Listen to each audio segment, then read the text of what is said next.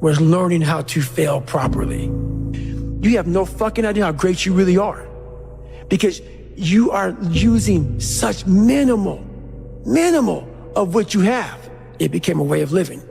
So how I do every day is how I do every day. It's a discipline, it's a regimen, it was a choice I made. And the choice I made was, what are you willing to sacrifice and what are you willing to give up to find every bit of who you are as a human being? And I was willing to give up everything to do that. But when you put that practice in, every day you lace them up, and I don't mean run, it's just a metaphor for life. When you lace them motherfuckers up every day, pretty soon you win. Pretty soon you'll fucking win. If you have the courage and the heart and the dedication and the mindset about everybody can go fuck themselves, the heck is gonna fucking suck. And that's what I realized. That's what I realized. Life, that's why I wanted to come on here today. I didn't want to come on here and talk about no life fucking passion. That's why I wanted to come on here. I didn't want to come on how to get the fuck out of bed, and how to hit a fucking alarm clock, and all this catchphrase bullshit. Because that wasn't how I lived. That wasn't how I lived. I woke up like every human being does and goes, fuck, man, I'm a fucking piece of shit today. How the hell is this gonna work out for me? And you fight that. And you fight that. You don't override it. There's no override button. It's the conversation in your fucking, like, in your head. So how do you do that? We don't have enough of these conversations about the real conversation that every human being is having. And they have no idea how to get out of it, but they do. It's that shit right there, man. You gotta build your will. Most people are missing something because they don't know who they are. They never examine themselves. They've never done this experiment on themselves. The lab rat, we're all lab rats, but you're also the scientist. You create your own self. Most people are missing something because there's so much trapped in there.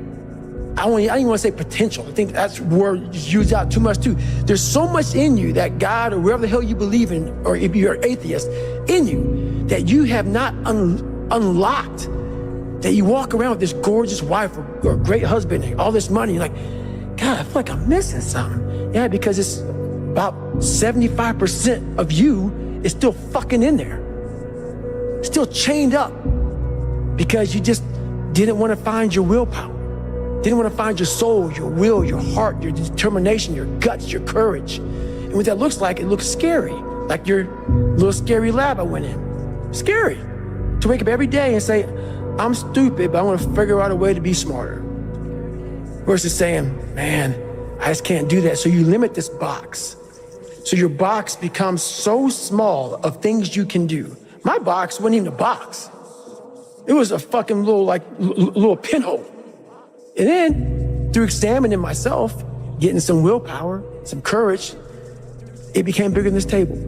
But that's what we all do. That's why I wanted to come here today and talk to you about real shit. Why most people don't want to do that, build that willpower, is because it is scary. It unlocks a whole bunch of things about who you are and who you're not. And a lot of people don't want to go down that journey to discover who they are and who they're not.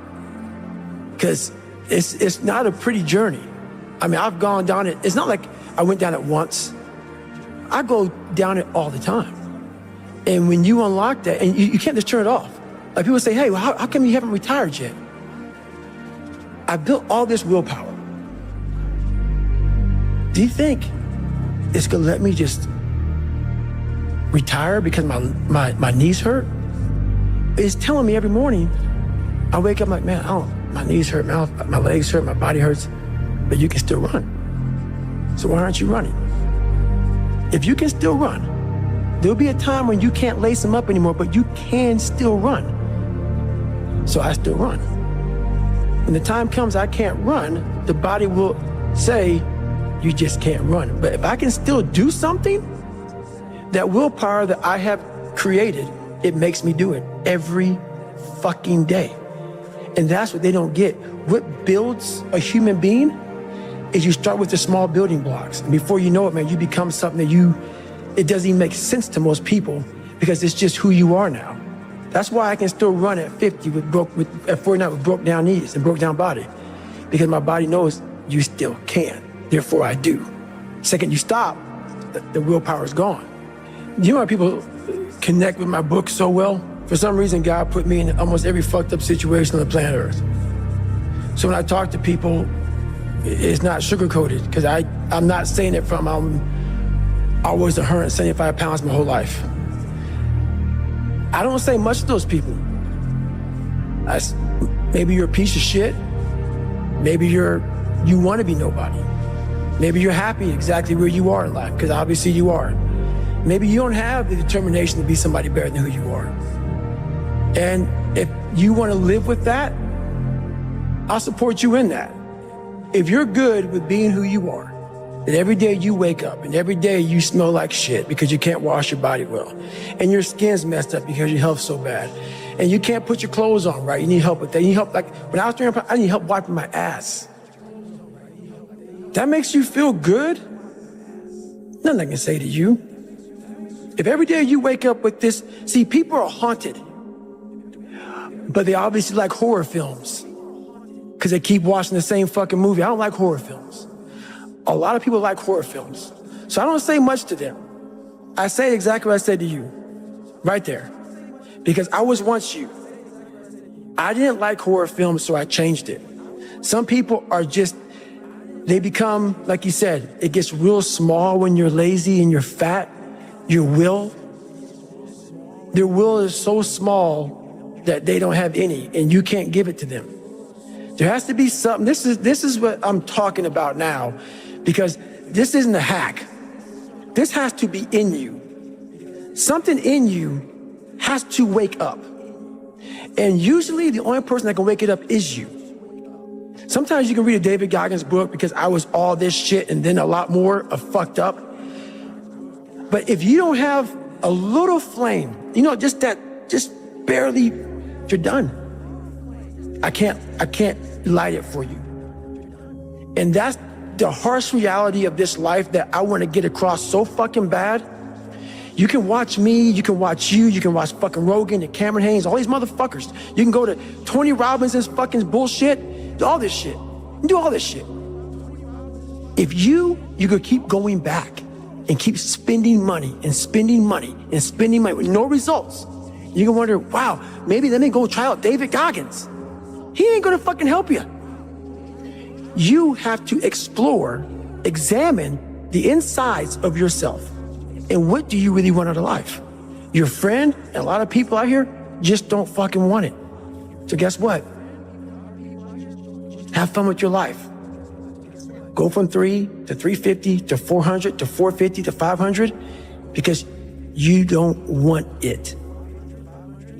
And that's the harsh reality. I can't give you shit. You can't give them shit. We can give you ideas. At the end of the day, when I was losing the weight, I had to miserably wake up every morning in the cold, because it was Indiana, November when it started. I was miserable. This is your new life. Take it or leave it. There's no happiness about it. There's no peace behind it. It sucks. It just fucking sucks. And that's the one thing, if I could teach anybody anything, it just fucking sucks. And it's gonna continue to suck. And then one day you'll get to a special part in your life that it might get a little bit better. But to lose the weight you had to lose, my friend, sorry, it's gonna suck every fucking day. Because then when you're 300 pounds, you're gonna go out to lose weight, you could probably get injured. So then you gotta work on the injury, and then you get even more depressed. This is what I went through. And then you're hungry because now you're depressed. It's just a vicious cycle. And if you're not strong mentally and you have no willpower, you're gonna continue falling back in this hole versus the man that sits back and goes, all right, motherfucker. This is why I cuss, because this is what is in me. This is what it took for me to be me. Sorry, it didn't take, hey, okay, we're gonna do this today. No, this fucking really sucks. This is real, dude. This is real. And every day, I'm set back, I'm set back, I'm set back, I'm set back. So this is what I would tell your boy. This is exactly what I tell him. Every day you wake up, you're gonna probably be set back for the first 4 weeks before you lose to significant weight, because of the mind's gonna be fucking with you the whole time. There's no dopamine. There's no dopamine in there at 300 pounds. You got nothing. Your hormones are shot. You have to envision something that is more powerful than you. Something has to get you out of bed. And you have to create it. It has to be false. Because you're not it. You're a fat piece of shit. And that's the reality of it. So you have to create a false reality to live in that just to get to work on yourself. That's the reality. Because what I've done is in the fucking unseen work, I built Frankenstein. So whenever shit gets nasty, David Goggins goes, you had nobody anyway, motherfucker. So see how I'm talking myself right now? That's me. That shit fires me the fuck up. That shit makes me fucking nuts. You had nobody anyway, motherfucker. Look around you. There was no fucking team. It was you. There was no weight loss program or mom and dad waking you up saying you can do it, you can be better, trying to build belief. You built belief when you had nothing. Rock bottom. You did that. So as times get hard for me, the truth comes out. And my truth is powerful as fuck. It's real. It's tangible. I feel it. It comes out of my brain as I speak about it. I'm reliving every single dark moment of my life to be here. So that is what people don't get. That is what motivates David Goggins, is the unseen work. But everybody needs that pat on the back. They need that training partner. They need that accountability coach. I don't need that shit. And neither do they. But it's what we've trained ourselves to believe that we need. You're not looking at the truth in front of you. The truth in front of you is it sucks. It's painful.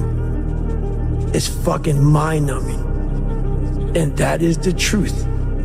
And that's why a lot of people don't like listening to me. Because this is what it takes. Creating another voice and sometimes going at it alone. All the time going at it alone because no one's gonna believe in you. That's that. I had to stop giving a fuck about people. That was the biggest thing. I had to stop caring what people thought about me. I realized that everybody's fucked up. That's the one thing I realized. I walked around and I put these people on a fucking pedestal. Everybody was better than me. So I can't tell you anything about me because you're gonna judge me and I'm gonna feel even worse than what I am.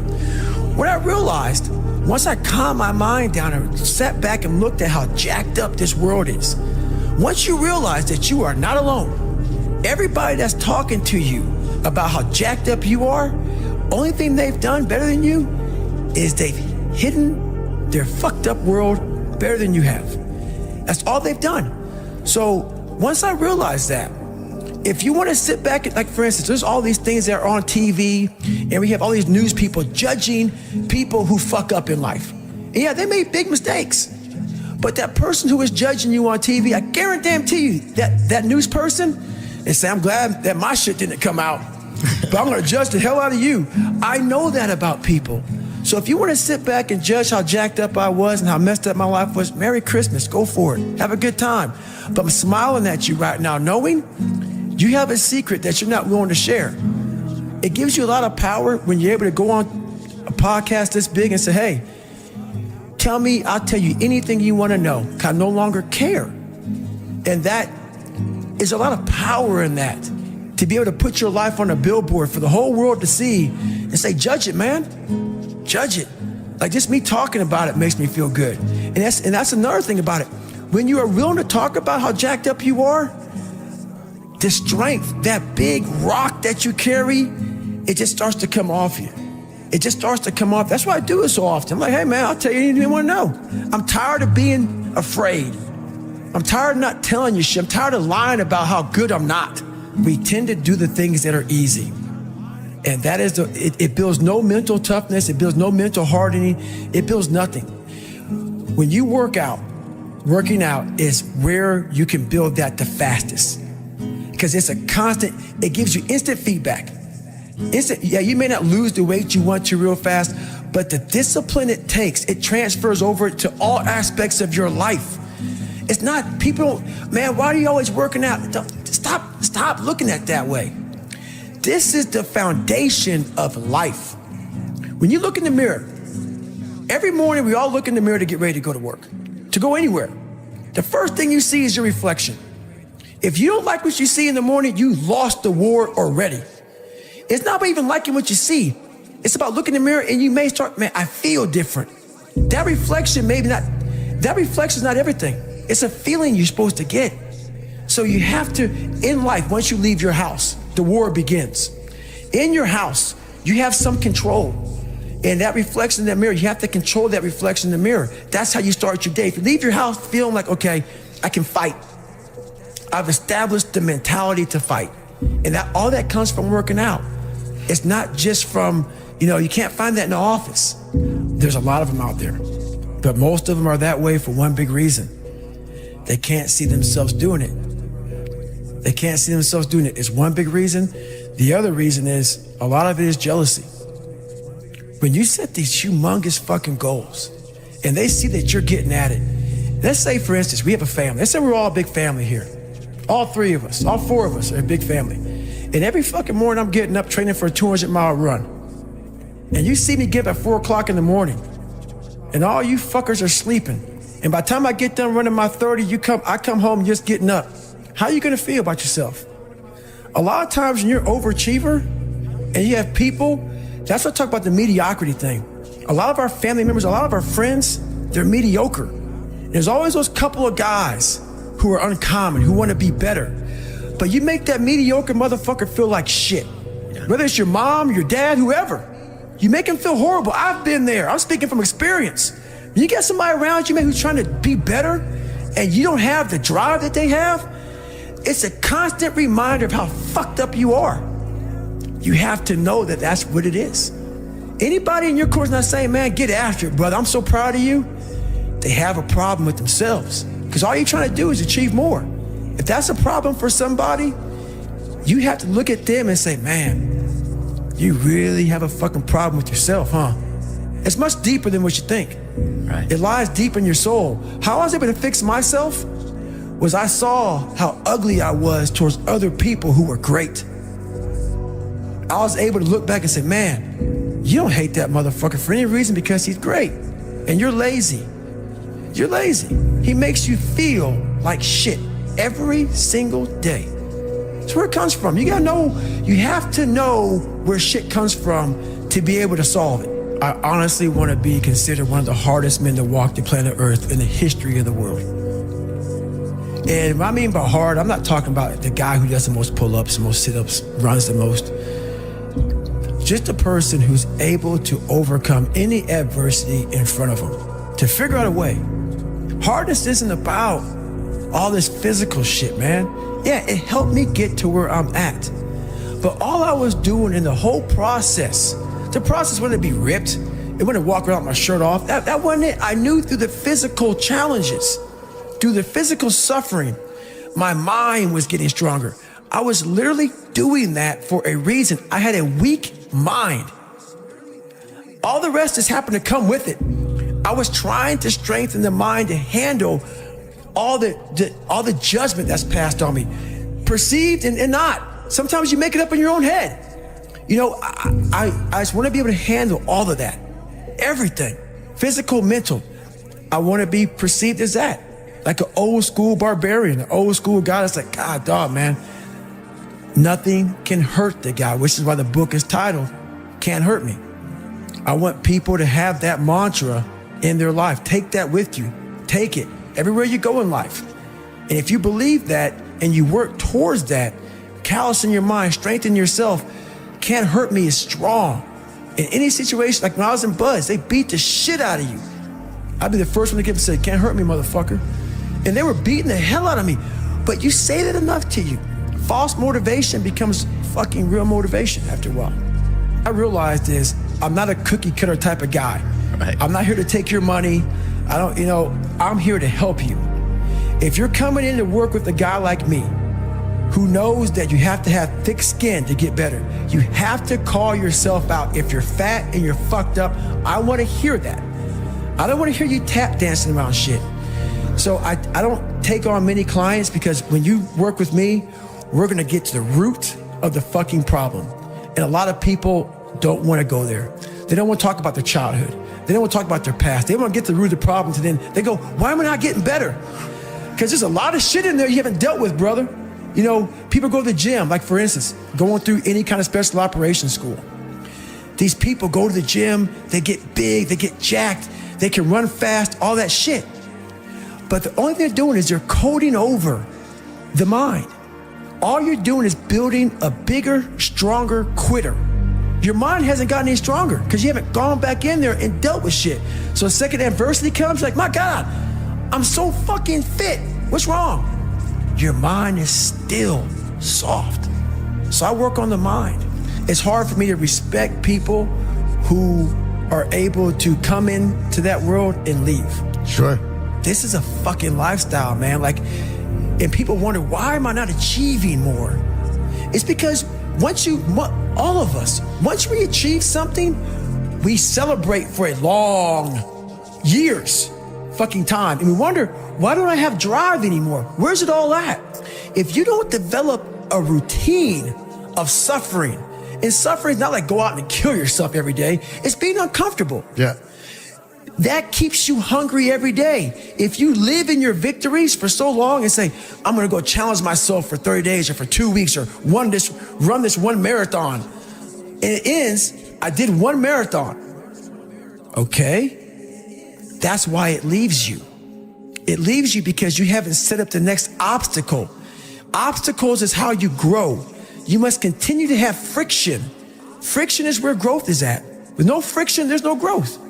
Make up your own mission statement. What do you want to be in life? And once you do that, now you can work with somebody to get better. You can work with yourself to get better. But until you know what you want to stand for, you will always just be sitting down. You'll never stand for anything. But guess what happens? That alarm clock goes off at 4 a.m. to train. I don't want to be a SEAL today. Or I don't want to be whatever today. I'll start tomorrow. And that's the usual pattern of people's lives. That's why I talk about clearing out the mind. Until you really want to do something, you're always going to be a talker. You always going to run your fucking mouth. So if you wake up in the morning and you don't want to do something, you don't care enough about yourself. And that's what you need to really research is, man, why am I not doing this for myself? Because that is the number one purpose in life, is to better oneself. All those things of comfort are there in that 1 second. And this is where people lose. So what I do in that 1 second, because we all think about quitting when shit's hard. But what you have to do in that 1 second is hard to process information during pain. Because that pain takes over and you can't think rationally. You're thinking about fight or flight, save yourself. That's not a rational thought. It's not a thought that's going to get you through hard times. Most people fail that 1 second. So what happens, what I do in that 1 second, and there's a bigger process to all this, but in that 1 second, I physically stayed in that water. Because if I get out of the water, I quit. So I physically stay in the water, but mentally, I'm on the fucking beach with the fucking instructors. And the instructors, it's cold outside, so they got these parkas on. They got their cup of fucking Joe, and they're warm because they've already been through it. So now it's your turn to go through it. So mentally, I get back with them. I'm still in the water physically, but mentally, I'm back with them. I'm chilling. I got my parka on, and now I'm thinking logically because I'm warm now. Mentally, I'm warm. I've taken that 1 second. Let's not quit yet, Goggins. Let's fucking think about your options. Where are you going to end up if you quit this shit? Where are you going to go? What are you going to say to yourself? Because you know you're going to get warm. The second you get out of this water, you can take a shower and you could be warm.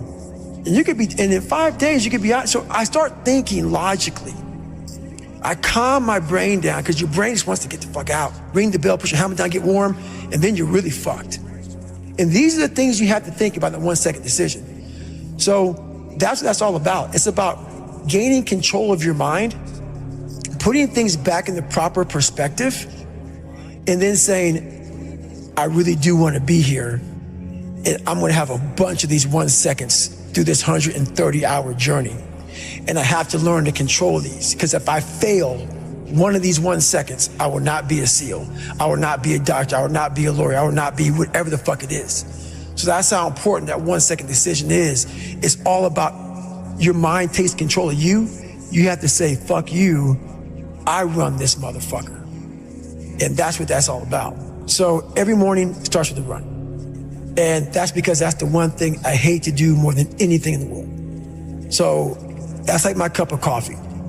And I'm all about armoring yourself. So the second you leave your house, and the second you open your phone, the second you do any of that shit, you are now letting in poison and cancer. So I make sure a lot of things you can't avoid. So as I get up, I start to armor plate my mind and body. Like a person's going to war, you put your body armor on. That's what I'm doing on that run.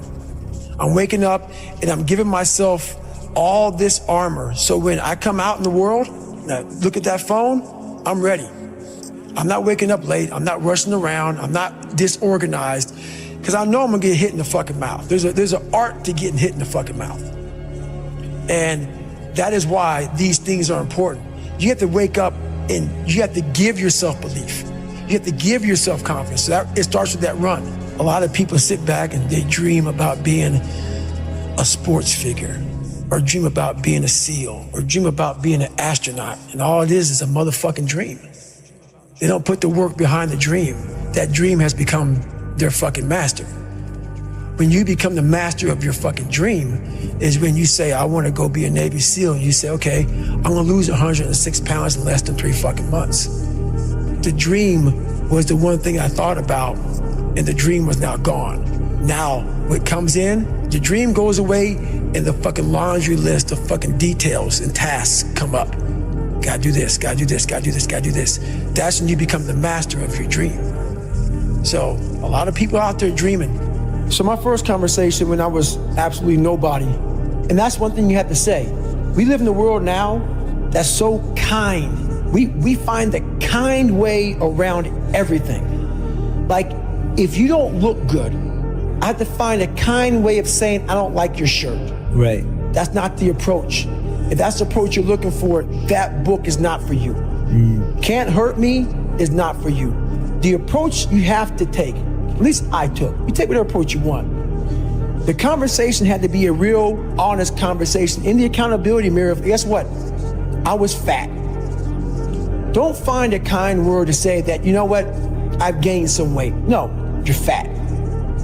When I couldn't read, not like, hey, you know, you have a learning disability. No, I cannot read. I have a 4th grade reading level, I'm struggling, and sometimes I call myself stupid. Not in a way to put myself down. So don't take it like, my God, those are so hurtful. Yeah, they're hurtful, dishonest. The conversation has to become an honest conversation of where you're at mentally. Where am I at mentally? I look like shit. I feel like shit. I'm falling behind in school. I'm lazy. My house is a mess. You have to look at what it is and call it what it is. Don't find words to make yourself feel better, because so we hang around people that make us feel better, that tell us what we want to hear, not what we need to hear. And so we stay away from those people. And we stay away from those people, like our internal dialogue becomes that kind, it's okay, it's not okay. So that's where it starts. It starts with that accountability of it's not okay anymore. This can no longer be okay. And calling yourself out for exactly what you are and exactly how you need to fix it. That's where it starts. Nothing gets solved by that, man. Nothing. And if you look at America right now, and I won't get off on this, nothing is getting solved because there's so much racism. There's so many things, and that's just one of them. We can't talk about anything. We are skirting all these conversations because if I say this, I'm going to offend a black person or a white person or a Jewish person or a gay or lesbian person. We skirt around the daggone problem. So we can't fix shit. Everything is like, well, if I say this on TV, I'm going to lose my dad. We have to say it. We have to break the barriers within our minds, within the world. And it starts with yourself. It starts with yourself. You got to break the barriers down within yourself and just go there. You got to go to yourself. So think about it. When I say suffering, people cringe. People, that's the one word, whenever I post about it, people cringe. It's not about suffering how people may look at suffering. Like you have to just go to a place that just every day of your life is suffering. You have to tap into suffering every day of your life because we have so much scarring that we have to clean up. You have to look at suffering as almost like I look at failure. To succeed, you must fail. In failure and in suffering, all the answers are in there. All the answers to all the test questions. The test is your life. All the answers are in there. You don't have to live in suffering and pain and failure all the time. You have to learn, I need to visit it. Like people hate working out. You're only gonna visit working out maybe an hour a day. 23 other hours of the day, you're not in it. But how you become in shape is you must visit suffering, visit working out 1 hour a day. Visit suffering 1 hour a day. Visit your past failures 1 hour a day. The relationship with it is the answers are in there. They are in there. Within the suffering, go in there, and I call it the live autopsy. The live autopsy. How you find out someone died? They crack you open after you're dead. How you can live is do it while you're alive. Go back in your brain, crack it open while you're alive. Don't wait until you're fucking dead to figure out why you died. Do it while you are living. Go in there, go into the suffering, go into the pain of your life and say, why did this suck for me so bad? Why am I afraid of all this stuff? Why have I shut down the whole world? I guarantee I'll tell you why you shut down the whole world. It's in these nooks of the suffering within your brain, in the scarring, are all the answers to why you are on the couch feeling sorry for yourself. They lie within the scars. Visit them for at least an hour a day, study them, and then you'll find out more about yourself. You will then grow. So don't look at it as every day I suffer. Go into it an hour a day. Learn from yourself, learn from life, learn from your failures, learn from your insecurities, learn from your self-doubt. Don't just say, I'm afraid to jump off an airplane. What makes you afraid of it? Study it. That's why I studied my mind. Why I became so powerful in the mind is because I realized I was weak. So instead of running away from the mind, I dove into it and said, what is making me weak? Oh, this makes sense. I came from hell. I came from a place that beat me down to nothing, which is why I'm afraid. All this makes sense. So systematically, one by one, I went back and met every single person in my mind, every situation. There's a lot of cookie cutter shit out here in this world. Oh, discipline, wake up early, take a cold shower, fuck this, fuck that, whatever. It's all fucking bullshit. It's not. But what they don't teach you within the cookie cutter is like our minds are like a fucking garage. And the garage, if you open a garage and it's all cluttered up, it's all fucked up, you can't put your car in there. You got fucking boats and you got fucking kids' toys and shit everywhere. But if you organize that fucking garage and you put everything in its rightful spot, you can pull that car in there. You can put 2 cars in there. You can put bikes in there. And that's like with the mind. People talk about discipline and fucking determination and fucking, repetitions and all this shit. Consistency. Why people fall off the wagon so often is because their mind is full of shit. There's no room in that mind for discipline. There's no room for consistency. They may do it once or twice, but then the mind takes over and that cluttered fucking garage comes in, and then it's like a circuit breaker, man. A circuit breaker just overloads and it fucking sparks. And our minds, that's our mind, man. It's like a fucking circuit breaker that has so much shit in it, you keep on loading it, you can't put any more into it. So I talk about it in there, man, so much about clearing space in your fucking mind so then you have room for all those discipline, waking up early, taking those, because they do mean something. But we don't get to that fucking dark matter that is keeping you from clearing out that mental garage. You're looking at fucking, I gotta take care of the kids schedule's all fucked up, my husband, my wife, I'm going by McDonald's to get this, and I'm rushing my schedule. Everything's just fucked. I wish I was doing this, but I'm doing that. That's it. And that and this. I want a raise, but I can't get one. That's it. My boss is an asshole. Where's greatness in that, man? Yeah. You can't fit discipline into that. You can't fit structure. You can't fit consistency. You can't fit the grind. And then when you try, it just gets fucking, it gets fucking overrun by the fucking clutter in your fucked up mental garage. People have talent. People have a lot of talent. And this is going beyond your talent. So when there's no more talent, what happens to you? Most people quit. People only go to their talent level. And once their talent level is gone, it becomes a mental game.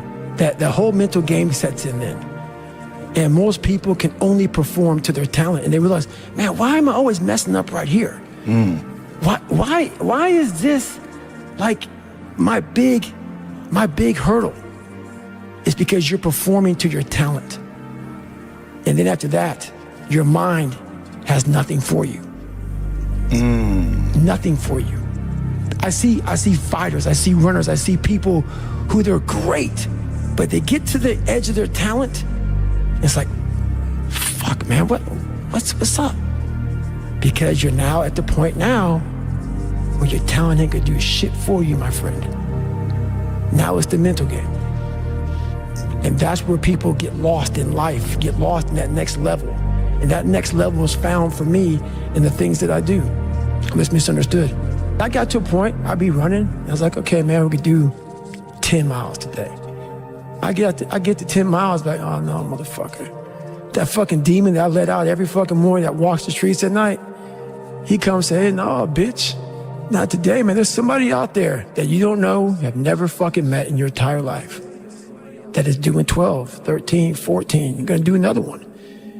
And when you meet them, you ain't gonna be fucking ready. So Goggins kept on running. At one time, I was running by a graveyard when I was fucking just trying to become, I was fat. And I ran by a graveyard and I looked out there and I have all these epiphanies, man. I have all these fucking moments of like, it's crazy, man, of just thought. Cause I'm always by myself. I'm always in deep fucking thought about how to be better.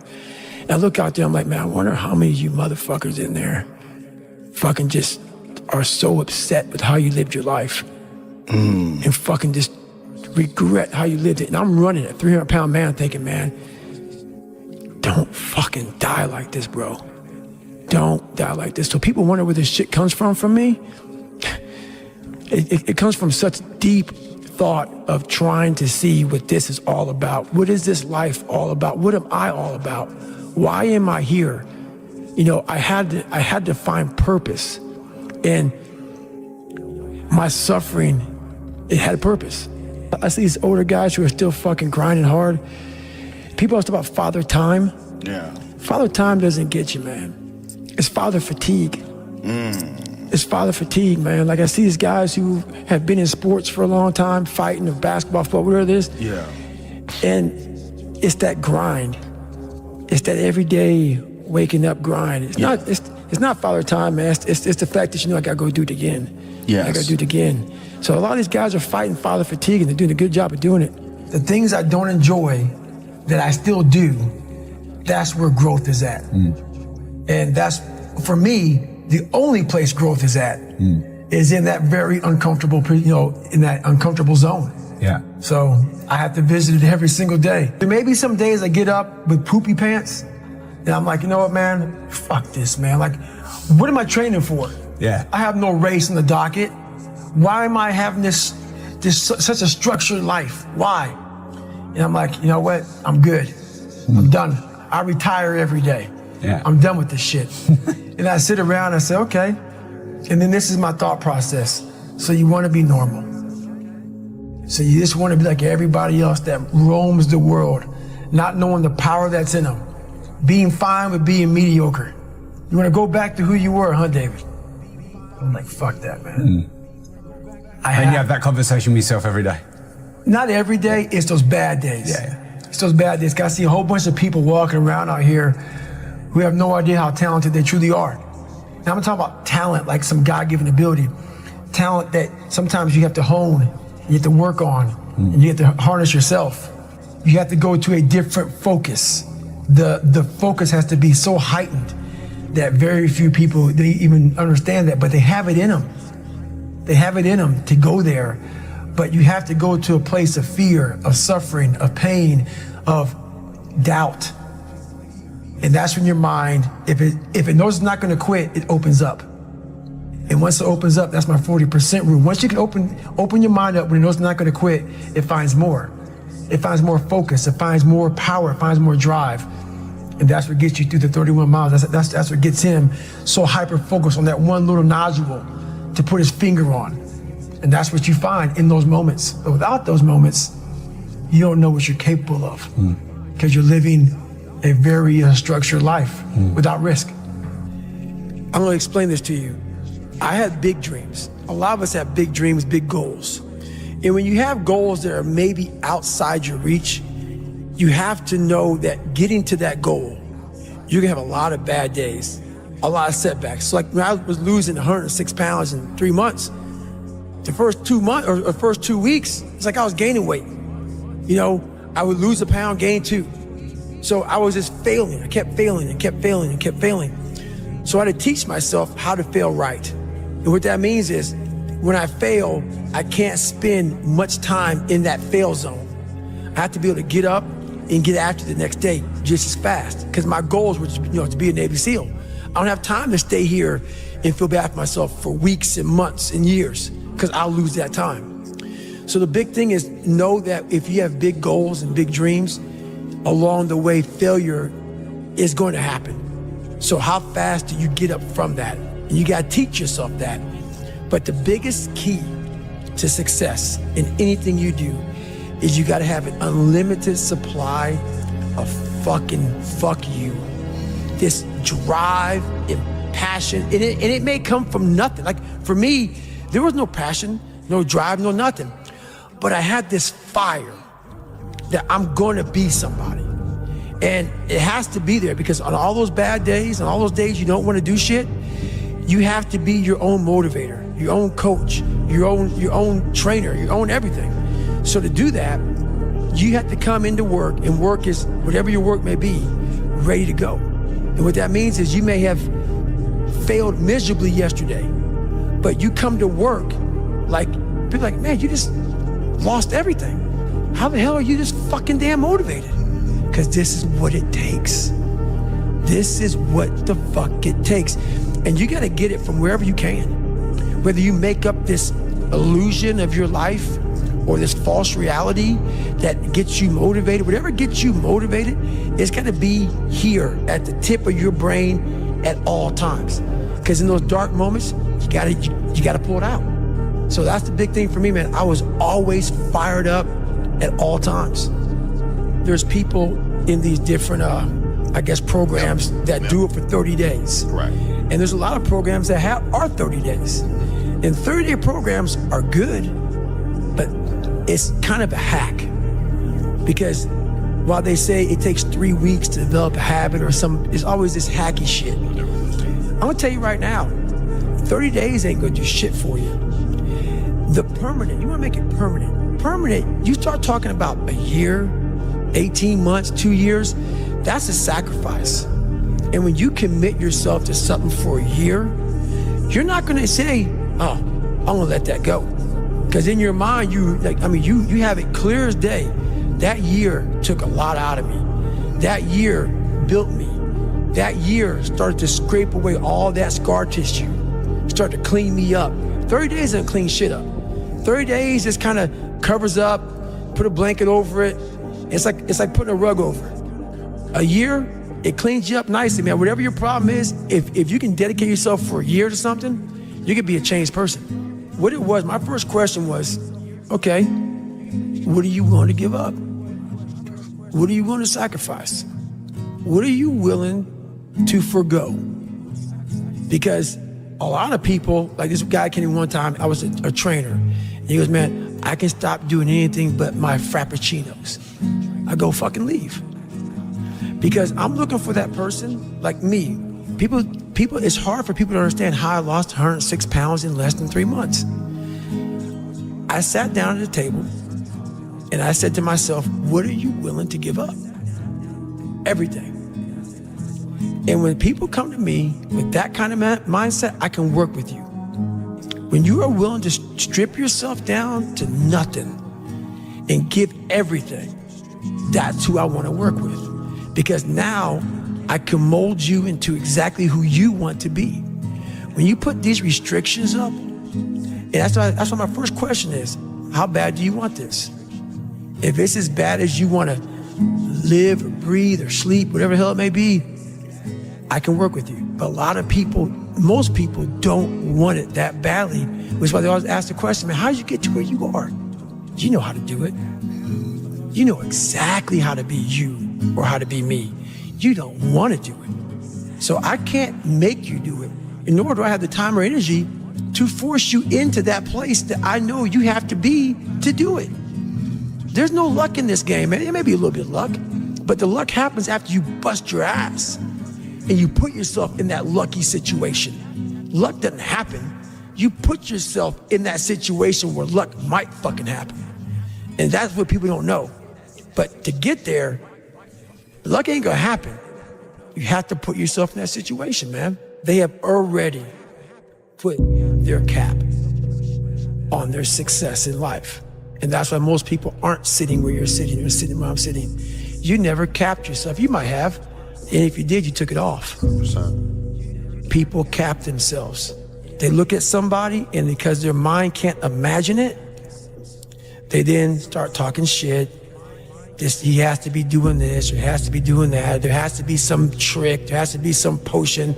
This is bullshit. No, it's because you cannot allow your mind to open up for the possibility of it can be done, which is why you being people are where they are today. Yeah. Because you shackled your mind to have limits. And everybody has a limit, but find it first. And that's the one thing I'll say right now to people listening to this.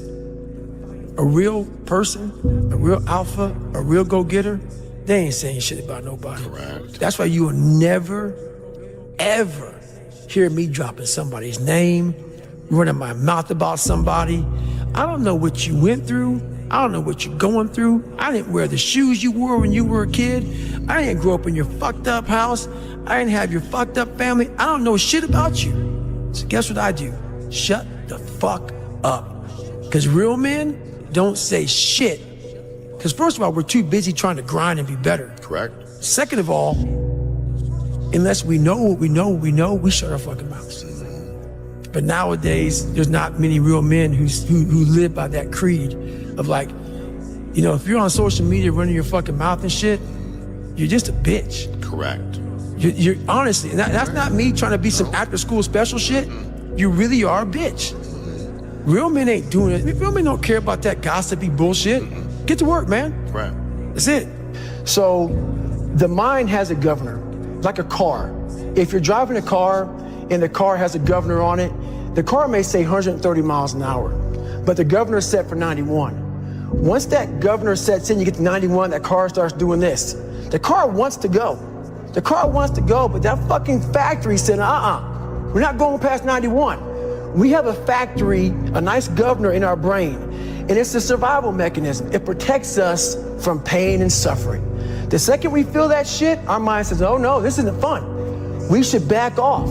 We should sit down, find something more comfortable. And there's something about the mind. The mind has the tactical advantage over you at all times. At all times of your life, the mind has a tactical advantage over you. Why is that? It knows what you're afraid of. It knows your insecurities. It knows your deep, dark lies. And it starts to push you away from that shit. It pushes you in a direction that is comfortable. The mind controls everything.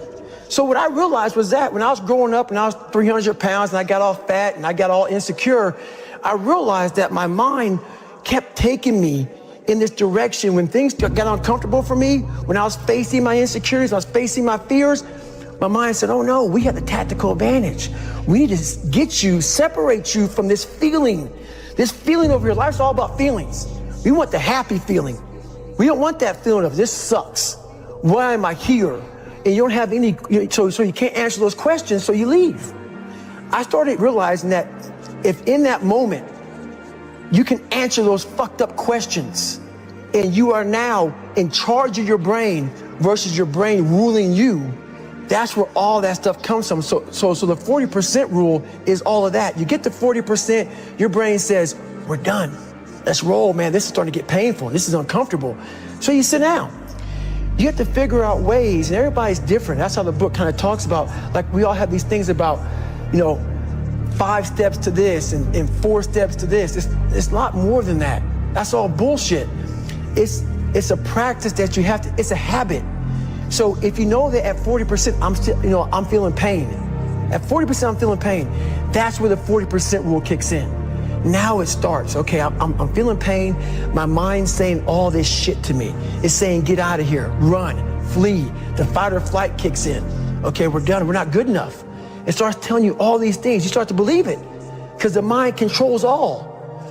This is the time where you have to gain control back of your mind.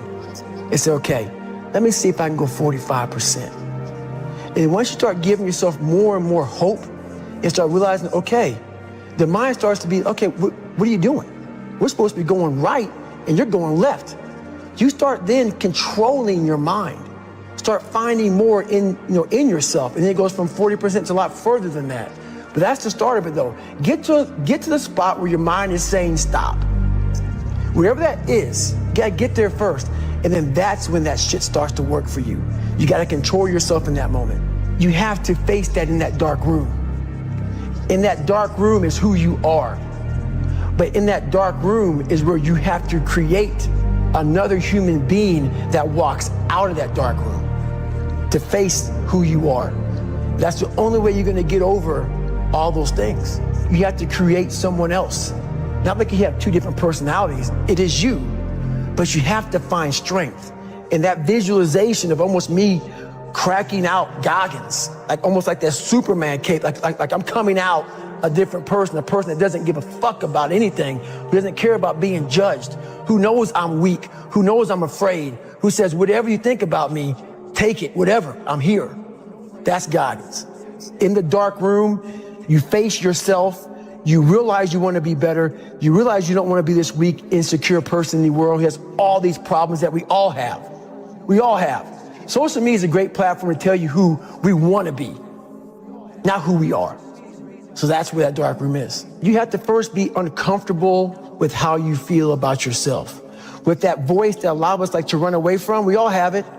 We all have that voice that say, hey man, you're kind of wimping out right now. You're kind of being a little punk right now. But a lot of us say, okay, that's okay. It's okay to tell these little white lies to ourselves. So we first have to face the real you. The real me is David Goggins. The real me is a guy looking at you right now saying, I don't want to fucking be on this show right now because I used to stutter as a kid. And I'm afraid of that. I'm afraid that here in a second, I'm going to start fucking stammering and stuttering and the whole world's going to know that I have all these issues. But that's when I see right now, okay, Goggins, you got to go on this fucking show. That's Goggins. Goggins is saying, okay, David Goggins, you're a punk. Life made you this way. We can't live like this. We can't live in fear. We can't live in judgment.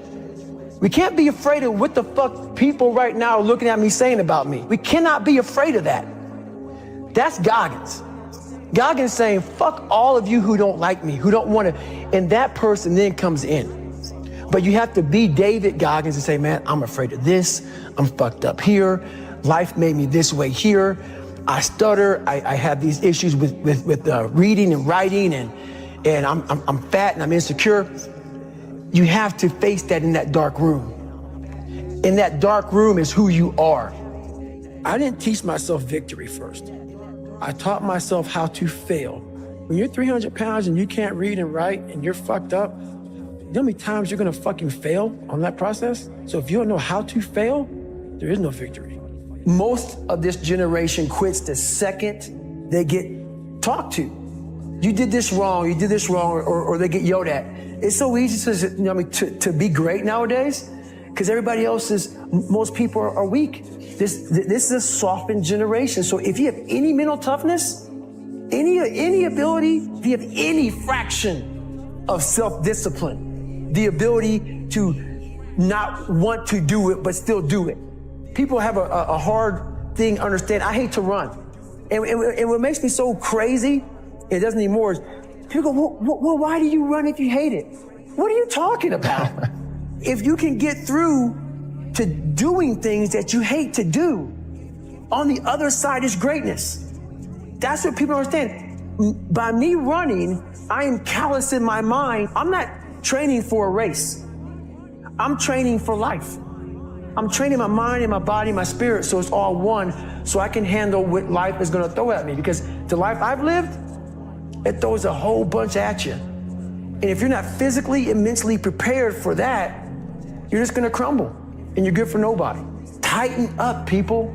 It's okay. What are you going to do now? They don't own your life. All these insecure people putting their insecurities on you, you gotta flush it out. You gotta just be whoever the hell God or whatever the hell you believe in. If you believe in nothing but yourself, I don't care what it is. You gotta take everything and throw it away. You have to believe in one thing, and that is yourself. Right now, for you to find greatness in yourself, you're not gonna find it by looking in a book or by even hearing me. I may give you the spark, but you've got to go inside yourself to find it. And that means you gotta be quiet. Shut the fuck up, go in a room, stop talking, search your soul, search your mind, search your abilities, and you'll find it. I'm just starting out in life. I don't know where I'm going, what I'm doing. How old are you? 26. And you don't know? Where I'm going, what I'm doing, and I'm not disciplined. So how the fuck am I supposed to help you? You're lazy, you know exactly what to do. It just sucks doing it. Everybody's looking for mental toughness. Yeah. Every athlete, everybody in the world is looking for mental toughness. The only way you gain mental toughness is to do things you're not happy doing. If you continue doing things that you're satisfied and that make you happy, you're not getting stronger. You're staying where you're at. Either you're getting better or you're getting worse. You're not staying the same. So what are you doing today? Doing the same thing I was doing last year and last month and last week. I'm continually to look in the mirror, look at the reflection. It's called the accountability mirror. What have I done today to improve David Goggins? The accountability mirror is something that I kind of came up with in high school. Like I said, I started shaving my head when I was 16. And I got caught up in trying to impress so many people because no one liked me. So I developed so many different identities. When you look in the mirror, that's the one person you can't lie to. So every morning I would shave my head thinking, God, I would reflect back on some of the lies I may have told somebody or some of the ways I acted that I didn't feel comfortable doing. I was trying to make other people like me. How pathetic is that? We all have that voice that say, hey man, you know, you're kind of wimping out right now. You're kind of being a little punk right now. But a lot of us say, okay, that's okay. It's okay to tell these little white lies to ourselves. So we first have to face the real you. The real me is David Goggins. The real me is a guy looking at you right now saying, I don't want to fucking be on this show right now because I used to stutter as a kid and I'm afraid of that. But that's when I see right now, okay, Goggins, you got to go on this fucking show. That's Goggins. Goggins is saying, okay, David Goggins, you're a punk. Life made you this way. We can't live like this. We can't live in fear. We can't live in judgment. We can't be afraid of what the fuck people right now are looking at me saying about me. You have to face that in that dark room. That's the only way you're gonna get over all those things. You have to create someone else. Human beings want to show you the best side, and they want to hide the worst side. For me, I'm gonna teach you how to be vulnerable, because that's the only way you fix yourself. Let's say it's a man up there or a woman, whatever, and they have a chart. And when you're born, they say David Goggins. They write the chart down because they can see everything. They know exactly where you're fucking supposed to be. You die, you go to so-called heaven. You arrive at heaven, I'm 300 pounds. I go up there and God looks at me and he shows me my chart. And my chart on there says you were supposed to be a Navy SEAL. You're supposed to weigh 185 pounds. I was supposed to live that life. And then you find out that the reason why, because we all think that if we pray on it, if we do this, if we do that, whatever, if we don't work, we just, whatever, it's gonna magically happen for us. I believe that when I'm all said and done with, my whole job is to outwork the chart. Whatever the fucking chart says about me, the all-knowing power up there, I want to get up there and say, him look at me and say, I know everything. I didn't fucking see this. I want to feel that. I want to get to the other end of this fucking world, and however I'm being judged, whoever's judging me, to look at me and say, I did not fucking know. I had you at 185, I had you at this, but all this other shit, I was riding as you were living it. I want to find more. All I can. And in that fucking sack of shit, you have to dive in that to find more. Because if you're not willing to go in there and face yourself, you're not gonna find anything. It's so easy to be great nowadays, my friend, because most people are weak. Most people don't want to go to that extra mile. Most people don't want to find that extra because it sucks. It's miserable. It's lonely. Do things you hate to do. Be uncomfortable every fucking day of your life. Roger that. I'm not the smartest kid in the world. Instead of somebody saying, oh no, you're smart. No, don't say that to yourself.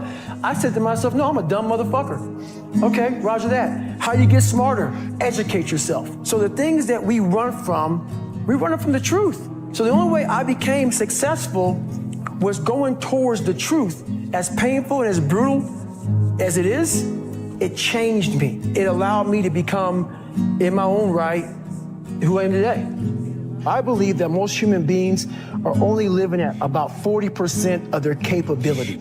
Yo, who's gonna carry the boats and the logs? At all times of your life, the mind has a tactical advantage over you. Why is that? It knows what you're afraid of.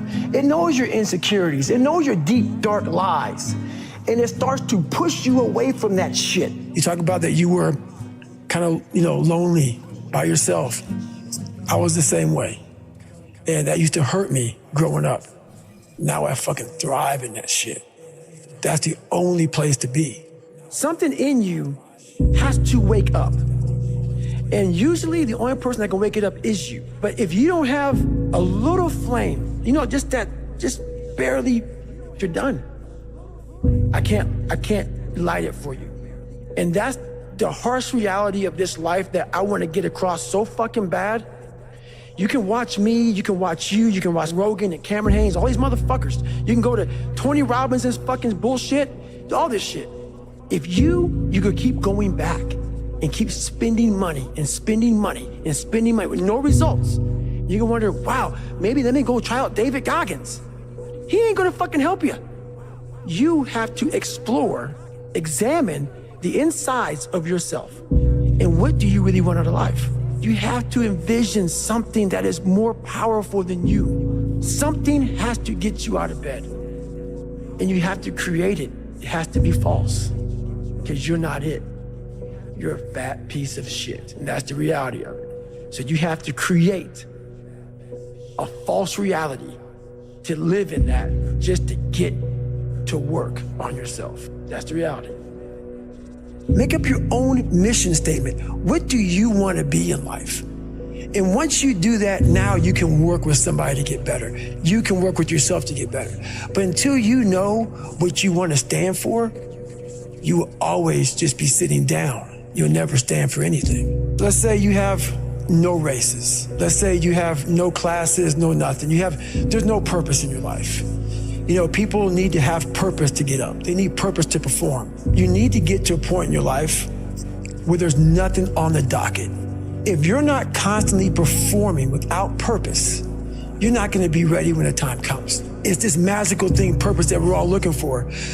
But what's funny about it all is that we need these things to perform. But we don't take a second to realize the purpose is always there. The purpose never leaves us. Because the very purpose is you. You are always the purpose. There may be another purpose, like being a SEAL or going to college or whatever, but the main purpose in life is you. If you wake up in the morning and you don't want to do something, you don't care enough about yourself, because you have to want it. You have to want to be better. And it starts off with, you have to have pride in yourself. And a lot of people out here just don't fucking want it. So guess what? Have fun with your life. Go from 3 to 350 to 400 to 450 to 500, because you don't want it. And that's the harsh reality. I can't give you shit. I had to miserably wake up every morning in the cold. I was miserable. This is your new life. Take it or leave it. There's no happiness about it. There's no peace behind it. It sucks. It just fucking sucks. And it's going to continue to suck. And then one day you'll get to a special part in your life that it might get a little bit better. Self-discipline is everything. And if you don't have it, I don't look at you right, because I know you're capable of more. It's not discipline so much for me. It's all on you. The self part is what's big, where you're gonna fail and you're gonna be in your head. You're gonna be saying, I'm not good enough. And it's how you get through that. It's how you get through that on a daily basis, when that thing is saying, man, I'm 43, I've done so much. You start to become civilized. The refrigerator gets full. You start making money, and you start, I'm not getting cold anymore. I'm retired. At 40, people shouldn't be playing basketball or football or being in, you start to believe this shit.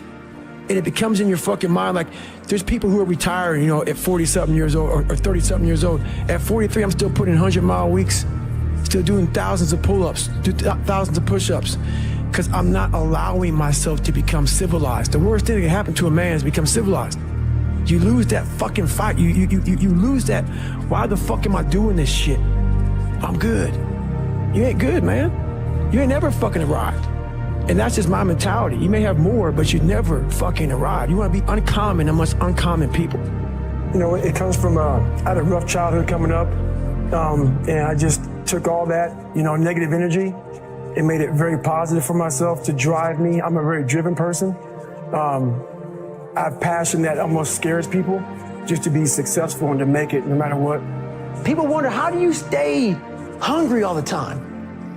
Because after I accomplish something, I don't sit back like a lot of guys who graduate buds, graduate this, graduate that. They get comfortable. They wonder why I'm getting weak, man. I don't know, I lost my edge. What's going on? Because once you hit the top of the fucking mountain, guess what happened? I'm good. I'm good, so you wonder why you're falling down now. Because once you reach the top of the mountain, you gotta build a fucking another one. That's mediocrity. There's a lot of people in mediocrity who have a nice resume, but they're one-timers, man. They hit a one-time deal, they busted it open, got a lot of money, but they're good. You're a mediocre now, man.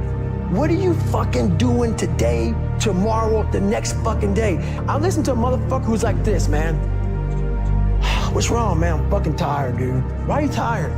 Because tomorrow, I gotta do the fucking shit again, man. Whatever the shit is that made me fucking nauseous and sick to my stomach, it made me hurt, there's no ending. And that's the person I listen to. That's the person who's gained knowledge. You gain knowledge through suffering.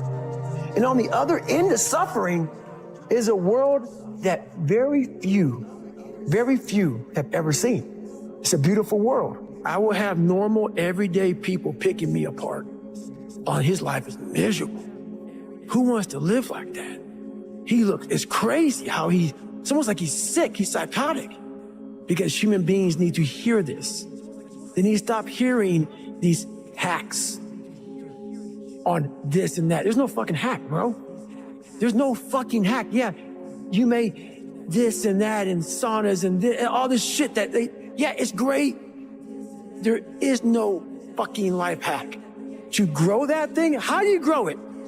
Do it, and do it, and do it, and do it. That's the hack. Let me teach you the real life, how it really is. The reason why you're a loser, and the reason why you're not fucking making it, and the reason why you're trying to go to I go to all these fucking conventions, speak all the fucking time. I look in the fucking audience, and these people sign up, fucking every year to go to a convention, thinking they're gonna learn something fucking different. What brings me joy and happiness is knowing how beautiful the mind is. And I'm one of the few people that didn't read about it, didn't experience it through some drug. I got to experience the beauty of true fucking willpower.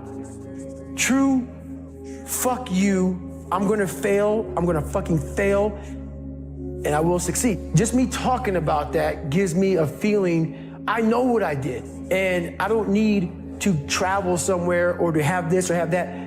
I have it all here in my mind. And that is, when you finally get to that point for me, it's forever lasting peace. I could die right now on this show, and I'll be happy, man. Sometimes life can really hijack your fucking mind. When that happens to you, you're all fucked up. Your goals, your ambitions, everything's out the fucking window. In life, we all go through different things. Sometimes your girlfriend or boyfriend breaks up with you. Guess what? Get the fuck over it. Maybe you failed a test in school. You worked your ass off. Guess what? You failed the fucking test. Get over it. Move past it. Learn to not let life hijack your brain. At work, you've been working your ass off for that new promotion. You don't fucking get it, someone else does. Maybe they kiss better ass than you do. Guess what? Get over it. Life will hijack your mind if you let it. Don't allow all these things to make you a lesser person. You must own your mind. Don't let life own yours. Get after it, stay hard. If you pan it down here, you see it's about 3 o'clock in the morning and there's not a car or a person in sight. People want to know where I find my strength at, where I get my strength. I get it from a lot of places, but right now, this morning, I'm getting it from, there's not a motherfucker that's up. There's not a car, there's not a person. Everybody's in their bed, sleep, dreading that it's a Monday, hate it's a Monday. And I'm loving it. I'm loving that. Where everybody's getting weaker, I'm getting stronger. It's not about the running, the swimming, the push-ups, the sit-ups. It's about what those things do for your mentality. You don't get better on the daggone couch. You get better by coming out here and getting the fuck after it every daggone day. Stay hard. Every morning, every day of our lives, we have choices to make. You have the choice to stay in bed, to say, forget it, I'm not gonna work out today, or forget it, I'm not gonna work hard today. You always have a choice every single day of your life. So yesterday, I made the choice to get up early and run, but today's another day that I'm faced with another choice to make. So I'm making the choice again to put my shoes on early in the morning and get after it again. So make the right decision. I want you to realize that this world, life, is one big head game.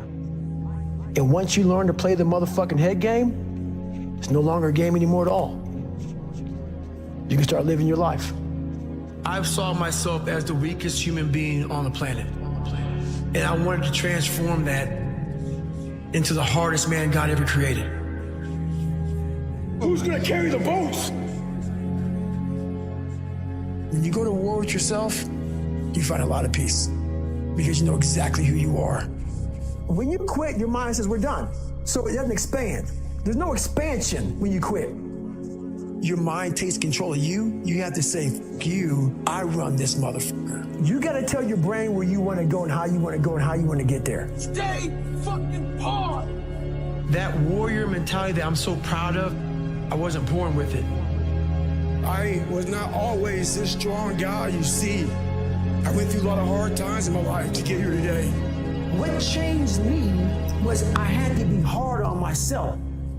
And I have to continue to grind myself into a fine dust. The only way I could find myself was through putting myself through the worst thing possible. I was a scared, uneducated kid who stuttered, and I had to look at myself in the mirror and hold myself accountable for who I wasn't and who I wanted to be. Nothing was coming back to save me, so I realized I didn't save myself. You gain knowledge through suffering, and on the other end of suffering is a world that very few have ever seen. It's a beautiful world, because that's where you find yourself. You gotta go into that hellhole of life that you have that fucked you up and fix it. And that's what I'm here to do. It's a hard journey. It's a real journey. It's a journey that's gonna take you way outside of being comfortable. We all look for toughness. We all want it, but we look for it in a comfortable environment. You will not find toughness in a comfortable environment. You gotta do your best work when you're least motivated. So those days you don't want to do it, guess what you gotta do? You gotta second the f up and do it. You have got to suffer to grow. To grow, you must suffer. You have to build a person that can withstand the pressures of whatever they're gonna be dealing with in life. Because this world we live in is tough. It's tough. It will beat you down. The world and the life that we live in is the ultimate competitor. You have got to suffer to grow. To grow, you must suffer. The mind has the tactical advantage over you at all times. At all times of your life, the mind has a tactical advantage over you. Why is that? It knows what you're afraid of. It knows your insecurities. It knows your deep, dark lies. And it starts to push you away from that shit. It pushes you in a direction that is comfortable. Your mind takes control of you. You have to say, F you, I run this motherfucker. When that alarm clock goes off at 4 or 5 in the morning, your mind says no. You just say, this is what we do. It's what we do now. Because to get to where you want to go, the amount of pain involved, I'm not saying physical, I'm not saying you got to break yourself off. The amount of mental pain of how many times you're going to have to do something that you don't want to do to get to where you want to go. There's going to be more times you do something that you don't want to do than you are going to want to do it. That's your new norm. That's your new norm. And then once you do this over and over and over again, it becomes like breathing. I don't want to live this lifestyle, but to get to the other side of this, I have to. The only way you're ever going to get to the other side of this journey is you have got to suffer to grow. To grow, you must suffer. We have the ability to go in such a space. If you're willing to suffer, and I mean suffer, your brain and your body, once connected together, can do anything. I'm trying to build people up. I'm trying to armor their mind. I'm trying to get them to belief. Because this world we live in is tough. It's tough. It will beat you down. The world and the life that we live in is the ultimate competitor. It will try to take you out. It will find your weakness and it will just hammer you. So if I can help you build belief, build confidence to the point where nothing can hurt you because you know exactly who you are. You have to build a person that can withstand the pressures of whatever they're going to be dealing with in life. You gain knowledge through suffering. And on the other end of suffering is a world that very few have ever seen. It's a beautiful world because that's where you find yourself. Every day you have to do this shit. Because why? When you stop doing it, you don't just maintain it. If you stop shooting a gun, you're not going to be a great shot if you pick a gun up a year from now. If you want to be great, you want to be the baddest motherfucker ever at what you do, you're going to be misunderstood by everybody because you're going to be so obsessed and so driven to get there. That's what it takes. It takes every second of your life. Anybody says balance? Yeah, balance is important for a lot of people. It is. But if you want to go to that edge where people do not like you, don't understand you, question everything you do, you have arrived. When you are misunderstood to the point where people think you're psycho and you're nuts and you're this and that, why are you in the gym at 1 o'clock in the morning? You will never understand what is wrong with me. And that's why I'm so glad you don't, because I'm in the right spot. When people don't understand you anymore, you're in that spot of obsession and drive where people are like, what the f is wrong with this guy? I don't want to talk to you, man, because you're not going to get it. I can't get this paragraph. I can't remember what the f is in this paragraph to pass this test to get in the military. Read it again. I'm still not getting it. Read it again. But if you're not getting it, write it out. And that's how I started learning. I can't swim. I'm negative buoyant. Go back again. I can't swim. Go back again. Go back again. Go back again. I got it. I realize if I keep going back and going back and going back until the shit just becomes, your mind will say, okay, we're going to figure it out, because he is not going to stop. It's not like, I'm going to try one more time. No, it's just like alarm clock goes off, boop, we're going back. I can't read right, we're going back. I gave myself no way out, and my mind realized that. They said, okay, we're going to adapt and overcome now. A lot of us want to find peace first. So people say, man, you always talk about this suffering and pain and shit. I'm at peace right now because I went through that, right? You don't find peace first. If you do, Merry Christmas, more power to you. I found peace on the opposite end of finding myself. And no one really finds himself without going through trials, tribulations, suffering, accountability. And accountability is suffering. Being accountable every day for doing right for yourself, for the people next to you, it's miserable. One thing we don't do is we don't have a new norm. My new norm is you get up every morning at 4 o'clock and you suffer. This is your new norm. That became my new life. Most people want to get out of it. I said, no, motherfucker, this is your new life. This is who you are. Your new norm is you wake up and you suffer. And I started realizing if that's my mentality, this shit ain't hard anymore. Not getting civilized is about having a savage mentality. It's a comfortable world. A lot of us say, like for instance, I see these athletes right now who retire. I'm 38, I'm 39. I did 20 years at the top of my game and I'm chilling out now. You see them a year later and how they look. What the hell just happened to you? What the hell? You're one of the greatest athletes of all time. Kids looked up to you. Women, men of all ages looked up to you. And they hit the pinnacle where it's time to retire, and their mind says, "Whew, I'm civilized." The worst thing that could ever happen to any human being is they become civilized. It's that total accountability. Like, even when you retire, there's a motherfucker looking at me and judging me right now, man. I was the baddest person to ever live. Doesn't go away, man. You gotta wake up. Even though you retired, you never retired. You're setting the example every single day of your life. And being civilized feels so good. I'm sorry, man. Once you get to the top, you may retire, but you ain't never coming back home, man, because now you're judged. People see you falling off. You wanna be that guy who knows, I may be retired from the sport or from whatever I did, but I'll be damned if you ever see me looking like shit, feeling like shit, not arriving. People, I've arrived mentality. You're always setting the example. Civilization feels so good. These comfortable feelings are what people want. They want retirement. They want that. They need that. It's a yearning feeling. I want it too.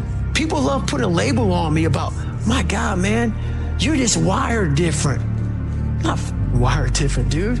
I'm thinking right now, after I got past my stuttering thing, now I'm on a roll, I'm good now. You know what I'm thinking about right now? I gotta wake up tomorrow and do the same shit again. I gotta leave this interview and go stretch out for 2.5 hours. I hate that shit. But guess what it does though? I'm constantly callousing over my victim's mentality that I once had growing up. Every day you have to do this shit. The only way to keep from getting rusty is to constantly owe that motherfucking machine. The machine is this. You gotta keep challenging it every day. How do I do it? How am I able to do what I do on a daily basis? You know, how do I fight the demons? Because they hear me speak and I'm very raw and real. How do you fight my insecurities, all these things? And they're there every day. They're there every day. I'm in search for a feeling. I'm not in search for a trophy. I'm not in search for love. I'm not in search for more followers on Instagram or social media.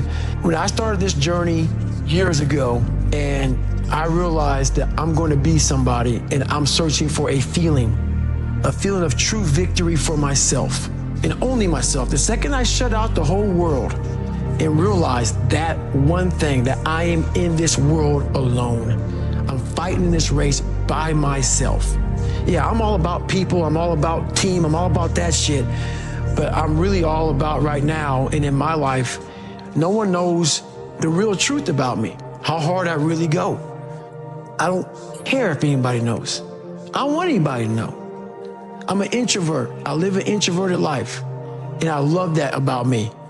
That right there is my fuel, is I know that there's really no one out there grinding like me. And if they are, so be it. If I know about you, I'll make sure that I up my game. That's what the mentality is all about. My whole thing is a mentality thing. I view myself as the weakest person on the planet Earth. I was just an insecure, scared kid. And the only way I could find myself was through putting myself through the worst thing possible. My goal in life was to, in my mind, believe I'm the hardest man alive. And that's why the whole thing is can't hurt me. That's what it's about. It's about whatever you think you are, you have to make that dream a reality. But that's where the hard part is making that dream reality. That's where the hard work comes. That's where people know, how do you keep grinding every day? You have to make those insecurities, those fears. Like when I was 300 pounds, I didn't have any drive. I'm gonna go be a Navy SEAL. What kind of stupid shit is that, 300 pounds? There wasn't like a drive to go be a Navy SEAL. I was an insecure, lying kid, afraid. I had to look at my insecurities and in my fear and find drive in that. We're all looking for passion. Passion's all around you. You have a whole stack of it all around you. It's your insecurities, all that shit. You gotta dive deep in that shit. It's all in there. All the energy and fuel you need is right in yourself. It's all there. You got a lot of stuff to do to overcome. And that's where I found it. I found it right there in my own insecurities. I found drive in my own insecurities. And that's the most powerful thing in the world. When you can find drive in your own doubt, fear, insecurities, you get to face a lot of young man. You got a long journey ahead of you because you're going to find out that while your dad did a lot of to you, you're going to have to make it on your own. Because this world we live in is tough. It's tough. It will beat you down. The world and the life that we live in is the ultimate competitor. The world's tough. The world's tough. It will try to take you out. It will find your weakness and it will just hammer you. So it's time to get back to work. Get back to work. Stop hearing yourself talk. Get off the podcast. Don't be on social media too much. Cut out all the fucking noise. Get back to the fucking mental lab, because that's where the knowledge came from. You need to get to a point in your life where there's nothing that can hurt you because you know exactly who you are. You've faced your demons. You were able to hear all your past traumas. You were able to listen to them. You're able to say, okay, now I can now talk to people about what I went through. I'm no longer embarrassed. I'm no longer ashamed. Being ashamed is one of the biggest things that kill people nowadays in their minds, kill them from moving forward. I'm ashamed of myself. Don't ever be ashamed of anything you've done in your life. Face it, fix it, make it better. Everything I need is in my mental lab. Everything. Because I'm in constant study of myself. And I know what needs to be conquered because I'm constantly going through what I don't like, what I'm not comfortable with. I know, and only I can fix these problems because I have to face these problems. Unchosen suffering is going to happen, right? So the only thing that you can do is have some chosen suffering to prepare for it. It's the only thing you can do. That's the only thing you can practice for the unchosen suffering is have chosen suffering. Do something that sucks every day. I'm not trying to send a message of run 200 miles, be the baddest motherfucker in the world, but be tough. You better have a part about you that's tough, a part about you that can break down situations and get better. And break down situations very quickly within some trauma in your life, some devastation in your life, because it's gonna come. The devastation, the trauma is gonna come, and you can't allow that to become a Jersey barrier. It can't be a Jersey barrier. It has to be something that you can maneuver through very quickly and move forward. That takes a lot of toughness. There are a lot of people, when you die, they figure out why you died. They figure out how you died in the autopsy. But we never do a live autopsy to figure out why we're dying while we are alive. And I was dying. I was living every day, but I was really dead. And so I figured it out. And once I figured it out, I was able to reborn. I was able to be reborn. You must take this knowledge that you learn from all this shit is knowledge. So I'm just trying to give people that strength to go in the archives of your life. Because while you're probably fucked up, there's probably something happened to you in your life. Go through the archives, dig it up, study it, and then use it for yourself. That's the main purpose for me right now. You need to be better here, you need to be better here, you need to overcome this, overcome that. And people need to have purpose to get up. They need purpose to perform. You need to get to a point in your life where there's nothing on the docket. There's no 5K, there's no, I'm gonna get into school to be this or that, and still perform to the highest level. Because what people don't get is one day that thing's gonna come up. And if you're not constantly performing without purpose, you're not gonna be ready when the time comes. It's this magical thing, purpose, that we're all looking for.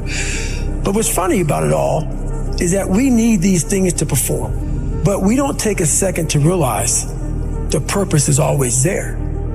The purpose never leaves us because the very purpose is you. You are always the purpose. There may be another purpose, like being a SEAL or going to college or whatever, but the main purpose in life is you. So if you wake up in the morning and you don't want to do something, you don't care enough about yourself. And that's what you need to really research is, why am I not doing this for myself? Because that is the number one purpose in life, is to better oneself. So that's the only purpose I fucking need. So the reason I get up every day, even though there's no race or there's no school, there's nothing in front of me, is because I have pride in myself. I was born David Goggins. David Goggins wasn't good enough. He was a scared, bullied, abused kid who struggled in life. And that kid, whenever something got tough, no matter how hard I trained, no matter how ready I was, whenever something got tough for me, David Goggins, the real David Goggins, would come out and he would quit. So I realized this over a period of time. So I had to build Goggins. And in that process, that's where I get better.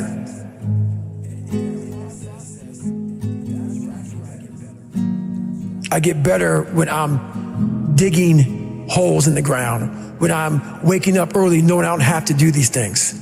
That's where I get better. So it's important to stay hungry. It's important to stay hungry, but it's important more to stay humble within that hunger. So while you're hungry, a lot of people are hungry, but humility is everything. What was that story about William Crawford, the janitor? Yeah, so this guy won the Medal of Honor. So he won the Medal of Honor, and which is the highest award in the military. And this guy went to the Air Force Academy, and he was a janitor. And no one knew who the this man was. He had the highest award in all the military for heroics. For heroics, saving lives, putting his life on the line, could have been killed. And he is now basically, cleaning shitters for young kids. And we can all imagine how that probably went. There's probably some, little bit of taunting here and there. And he just sat there and cleaned the shitter. So that's why he's in my trained humility part, because for this man to be at the level he was and have that kind of humility to go, I'm a Medal of Honor winner, but I'm gonna put that in my closet, and I'm gonna pick up my broom and dustpan, and I'm gonna pick up, this rag and clean this for these young men. That right there is amazing for me, man. That's where you grow. That's growth, huge growth. And also it shows that he was doing his job. He was a servant. He didn't look at himself any better than anybody else. And the second you do that, you totally lost. You cannot look at yourself like people, with me even, I always look at people. I know where you are. I know where, because I've been there. That's why I help so many people out. I've never been above you. I've always pretty much been beneath you, and that's where my knowledge came from. So I know how to reach those people who are in the dungeon, because I've been there so many times. You have to be your best self when you're least motivated. And that's the tricky part about all that. Motivation is just a word. You have to have these different things in your mind on where you want to go, and know that motivation is not going to get me there, because I'm not going to always be motivated. Jocko said the exact same thing. He said that discipline eats motivation for breakfast. And discipline is good too, but without a clear headspace, there's no discipline. What do you mean? So let's say we have a circuit breaker, okay? And I'm loading everything up to one fucking circuit. Just load it up. It's gonna fucking blow. And once that thing blows, man, the circuit's all fucked up. You gotta have each thing plugged into the right spot, like a fucking crowded garage. You can't put anything in it. Once your brain is crowded, discipline is great, motivation is great, but if you can't fit shit in your brain because it's all fucking cluttered with shit, there's no discipline. You may have it sometimes when it fits in that crowded garage of your mind, but you don't have the consistency that you need to have with that discipline. I call it mental zones. Is you're organized in your mind so you can put that discipline. So a lot of people talk about discipline. Okay, great. Why do you fall off the wagon? Why can't I continue with this routine? Going to the gym, being better, waking up early, eating the right foods. It's because maybe it's your kids, maybe it's your wife, maybe it's your job, and it's all just stuffed in your fucking brain. You don't have it compartmentalized and organized in these nice shelves. A lot of people whose brain, hey, where's my dumbbells? Let me look. They're fucking throwing shit. They're looking through totes. They're all fucked up. So where am I gonna put discipline in that mind if I can't find other shit? You gotta be able to find all these different things in your mind. Oh, I can put discipline right there. if your life is not organized, and your life being everything around you, because it takes one little piece of an outside interference to clutter your whole mind. Your mind has to always be clear. That's why I meditate 2 hours every single night, because I refresh, I reorganize the garage, which is my mind, every night. So then discipline's in there, organization, everything is in its right spot. I'm waking up and I'm giving myself all this armor, so when I come out in the world, I'm ready. I'm not waking up late, I'm not rushing around, I'm not disorganized. So when I wake up, I'm ready to go. Why is the truth so important?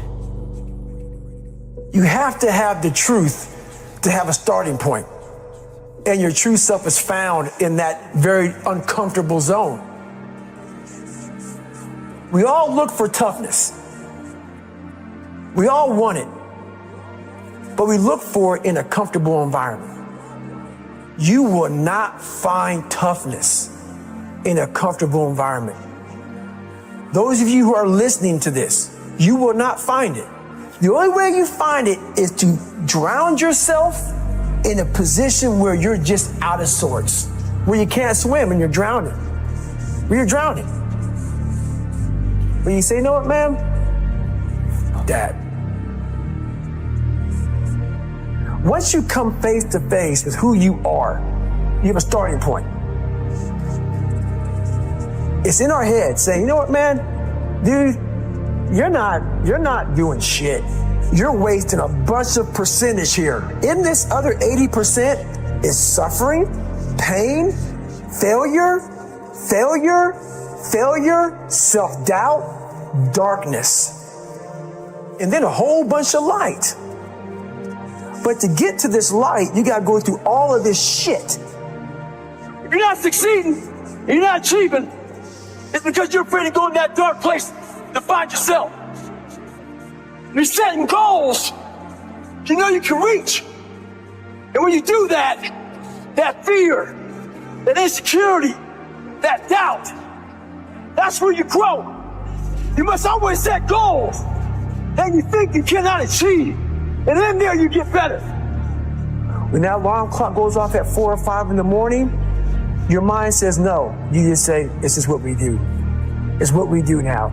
Because to get to where you want to go, the amount of pain involved, the amount of mental pain, of how many times you're going to have to do something that you don't want to do to get to where you want to go. Every day, you must ask yourself, did I do enough? And then once you do this over and over and over again, it becomes like breathing. I don't want to live this lifestyle, but to get to the other side of this, I have to. So if you really want it, you realize what trying is and what trying is not.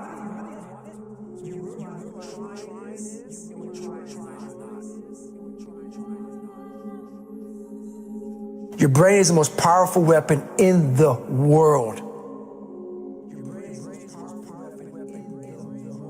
Once you put away your phones and your computers and all that shit we have nowadays, your brain is the only thing you have when you're going through depression, when you're going through hard times, when you're going through death, real life shit. You can't Google that shit, man. You're alone. You're alone. You may have a shrink you're going to, you may have a best friend you're going to, but there's 24 hours in a day where you're alone in this brain, and your brain is talking to you in all kind of ways, and it wants to control you and pull you in these different pockets. If you can't control your own brain and your brain controls you, you're fucked. You got to tell your brain where you want to go and how you want to go and how you want to get there. You got to control it. If not, it's over. It's over. All I knew back then was hard work. You got to work hard. You got to work hard. I can't get this paragraph. I can't remember what the fuck's in this paragraph to pass this test to get in the military. Read it again. Still not getting it. Read it again. But if not getting it, write it out. And that's how I started learning. I realized if I keep going back and going back and going back until the shit just becomes, your mind will say, fuck, okay, we're gonna figure it out. It'll find a way. Because he is not going to stop. It's not like, I'm gonna try one more time. No, alarm clock goes off, boop, we're going back. I can't read right, we're going back. I gave myself no way out, and my mind realized that. They said, okay, we're gonna adapt and overcome now. That was my mindset. And that's how you get through things. You put yourself, you immerse yourself wherever it is, and you become that. I became hell. And that became my new norm. I gave myself no way out. There was nothing outside these walls of hell. Nothing.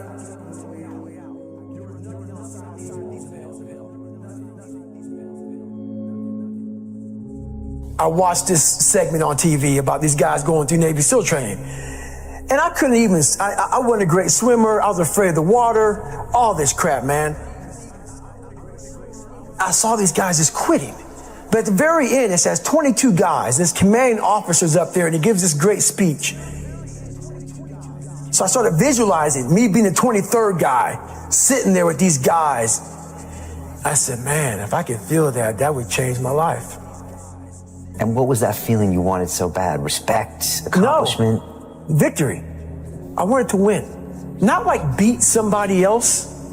It wasn't about that. I just wanted to go the distance. Everything in my life, when something got hard, I quit. I had to work harder than you, so I quit. Like, man, if I could just go that distance, that extra mile, to just go, just to finish. I want to finish.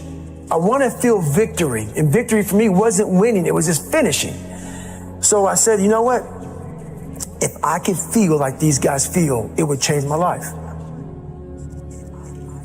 And literally, I started feeling victory just by putting myself in the battle. I started realizing, man, just by going to war with myself every day and putting these challenges and these goals and these obstacles, these insurmountable obstacles, now we can move from there. If you look at it as, man, I'm broken and I'm still here. And I'm fighting, and I'm gonna find a way to get through this because I have no other place to go. It gives you a lot of power. And no one really finds themselves without going through trials, tribulations, suffering, accountability. And accountability is suffering. Being accountable every fucking day for doing right for yourself, for the people next to you, it's miserable. The more I did this, the more I gained confidence. And then the more I gained confidence, the more I realized, fuck these Navy SEALs, man. These guys can't do what I'm doing right now. I had no coach, had no trainer, had no money. I didn't know how to lose weight. I had no knowledge of what I was doing. I was just working. I was just sacrificing. But I would have never found these tools if I didn't put myself in a very uncomfortable place. And your true self is found in that very uncomfortable zone. That's where he came from. He came from all these fucked up obstacles, and now he's there. So everybody goes, how do you do that? You know exactly how to do that.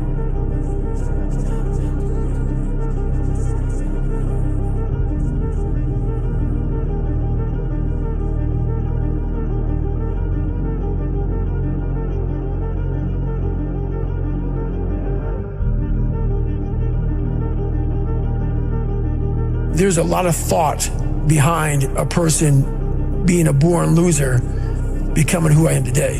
You don't just wake up and just rocky the shit. You gotta wake up and think about, there's a process to getting better, and that process is never finished. Like a lot of times, if your back is hurting, it may not be your back.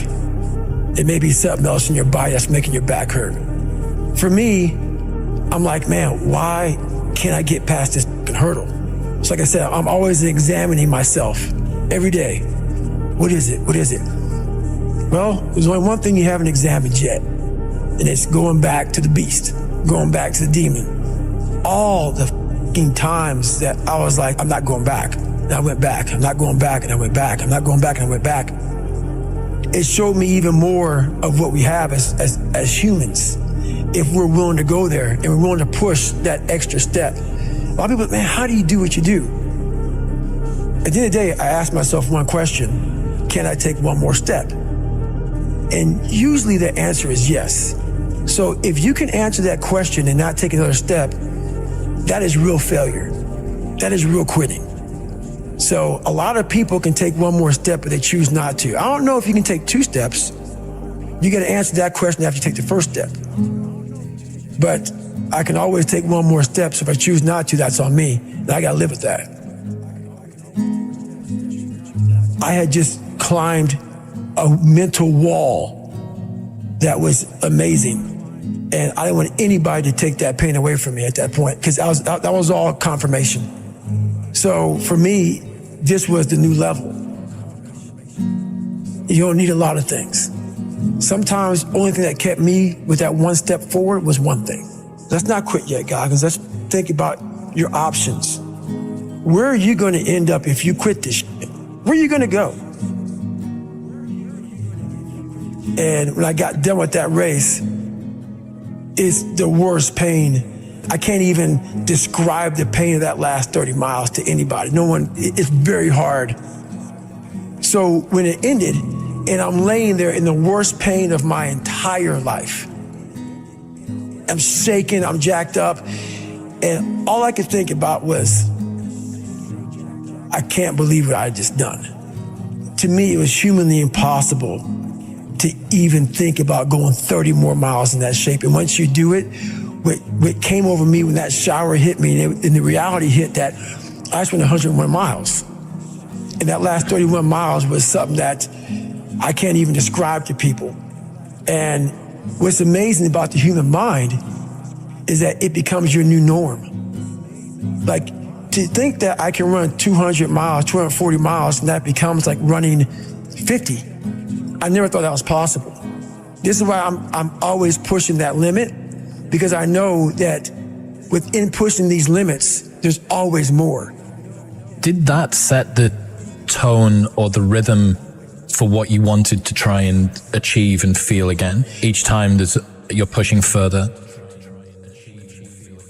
I never wanted to feel it again. But what it did was it showed me what is possible. And that's what set the new stage for me. That's when I realized, oh man, I've really been underachieving my entire life. But it taught me what is possible. It taught me like, okay, I got it, check. I'm about action, and action means less talking and more doing. So that's where I've been. It only takes 1 second for you to lose the whole thing. So the 1 second decision is just that. You're in a situation where life is sucking. Let's say you're in extreme cold water and your life is flashing before your eyes. Every time that wave goes over your head, your thought process is, I gotta get the fuck out of this water. And you're in Hell Week. And you're hour 1 of 130 fucking hours. It's cold, I can't be cold this long. And then this is where that 1 second decision comes in. You forgot every reason why you wanted to be there. You don't care about SEALs. You don't care about any of this. You don't care about fighting for your country. All you want to do is go back home. You want the warmth. You may want something to eat. All those things of comfort are there in that 1 second. And this is where people lose. So what I do in that 1 second, because we all think about quitting when it's hard. But what you have to do in that 1 second is hard to process information during pain. Because that pain takes over and you can't think rationally. You're thinking about fight or flight, save yourself. That's not a rational thought. It's not a thought that's going to get you through hard times. Most people fail that 1 second. So what happens, what I do, I start thinking logically. I calm my brain down, because your brain just wants to get the fuck out. It's about gaining control of your mind, putting things back in the proper perspective, and then saying, I really do want to be here, and I'm going to have a bunch of these 1 seconds, and I have to learn to control these, because if I fail one of these 1 seconds, I will not be a SEAL. I will not be a doctor. I will not be a lawyer. I will not be whatever the it is. So that's how important that 1 second decision is. It's all about your mind takes control of you. You have to say, you, I run this motherfucker. There's no other way to make it out here. I mean, you can't just always be, head down in the sand. You got to learn to pick yourself up on your own. A lot of times these fights and these battles, you got to be your own coach. You got to be your own motivator. Because there's a lot of people in this world who don't want to see you make it because they think you could take a piece of their pie. But I've learned to study people before I react. Because there's no successful person in the world who's in a good headspace that's going to ever attack anyone in that kind of manner. There's always going to be something wrong with them. So you got to always dive a little deeper before you get your feelings hurt. Take time. Take that 1 second to pull back and study them. Because most people who are in good places, they don't care about what you're doing. They don't care about what you're doing. They don't try to destroy you. They actually will try to build you up versus destroy who you are as a person. So that's where I'm at now in life, is most people who do that, they're in a very dark, dark place. As you get bigger, as you get more successful, you open the door for people to critique every fucking thing you do. And most of the people who are critiquing you usually aren't where you are. And all their critiquing comes from people who are really at a low level of life, which is sad. But what we do, people who are on the upper level, hearing the haters at the lower level, like I said, you'll never meet a hater doing better than you. True statement. So I started making these mixtapes with all of these hate messages about people talking shit. And it became such a source of fuel that it was amazing, because I know why you hate me. You hate me because you're probably in the bed right now. You're probably an underachiever. You're probably somebody who doesn't want to do anything with your life. So I make you question everything about yourself. So I'm going to continue making you question yourself by coming out here and being even more successful. So what happens is, there's days where I'm like, you know what? I really don't want to do this today. And I'm like, oh, hang on. So I listen to that while I run. I sometimes play it in the house. It's half comical, it's half inspiring. I'm actually inspired by it. Because I know I'm gonna get hit in the mouth. There's an art to getting hit in the mouth. And that is why these things are important. You have to wake up and you have to give yourself belief. You have to give yourself confidence. So it starts with that run. Belief is like, there's an after school special belief where the mom says, believe in yourself, and that's all great, but there's also a built belief. How I build belief is through the daunting tasks I put myself through. So that's proof positive that I can. You don't become confident by shouting affirmations in the mirror, but by having a stack of undeniable proof that you are who you say you are. Outwork your self-doubt. Yes, because a lot of people, they say, when you wake up in the morning, pound your chest, look at yourself in the mirror and do all this fucking bullshit. I hope it works. What works for me is that everyday resume. The things I know I've accomplished, the things I know I've done, real hard work, the real calluses on my mind, the real calluses on my hands. That's it.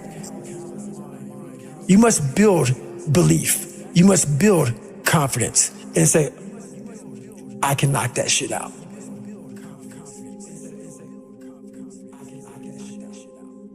Instead of the path of least resistance, I started choosing the path of most resistance to prepare myself for the journey that was coming my way. And you realize through hard work, you can outwork anybody. No matter how badass they are. It starts with yourself, man. You gotta start diving into those things that you are afraid of. You don't gain confidence by going to the spot that makes you feel good. It could be a false reality. And the second life gives you that challenge, all you want to do is go back to what gave you confidence. Is that happy spot? No. What gave me confidence was spending years at a kitchen table trying to learn how to read and write on my own. Realizing I can't learn the way you learn. I can't, but I can learn. What gives you confidence is not being afraid. It's overcoming the fear. That's what gives me confidence, is facing these things, overcoming them. And maybe not overcoming them every day, but facing them and facing them and facing them. Pretty soon like this, you know what, man, this is where it's at. It's not in that comfort zone. It's in the discomfort zone is where my confidence is getting built. Mm-hmm. That's where it's getting built. Happiness, peace, enlightenment, it's all up here, man. It's all up here. It's all up here. You just gotta be willing to go and face it. And that's the hard part. The physical standard is not what they need to meet. It's a mental standard you must meet in life. That's how I live my life. I now know that there is no cap on the human mind. There's no cap. We cap it ourselves. When most people quit, I had just started. Wow. And when you take that mindset and you learn to flip that around, that's what made me powerful. And my body followed. And so I said, I want to do this. I'm going to give myself a challenge every single day until the fear goes away. That's right. And I feel like that's what more of us should be doing. I'm hearing that that's what how you live your life. That's all it is, man. And it helps me feel so much more confident. When you overcome that fear of saying this doesn't have control over me anymore, that's right. It's like you can be at such more peace. A lot of us speak in hollow words. I used to speak in hollow words. I don't do it anymore. Everything that comes out of my mouth has substance. It's real. We all have these feelings in our bodies, in our minds, in our souls. I act on mine. A lot of us who are afraid of something, we allow our minds to choose the path of least resistance, so we go a different route. When I'm afraid of something, it's telling me you must do that. Life is one big mind game, and you're playing it with yourself. You cannot lose perspective of where you've come in life.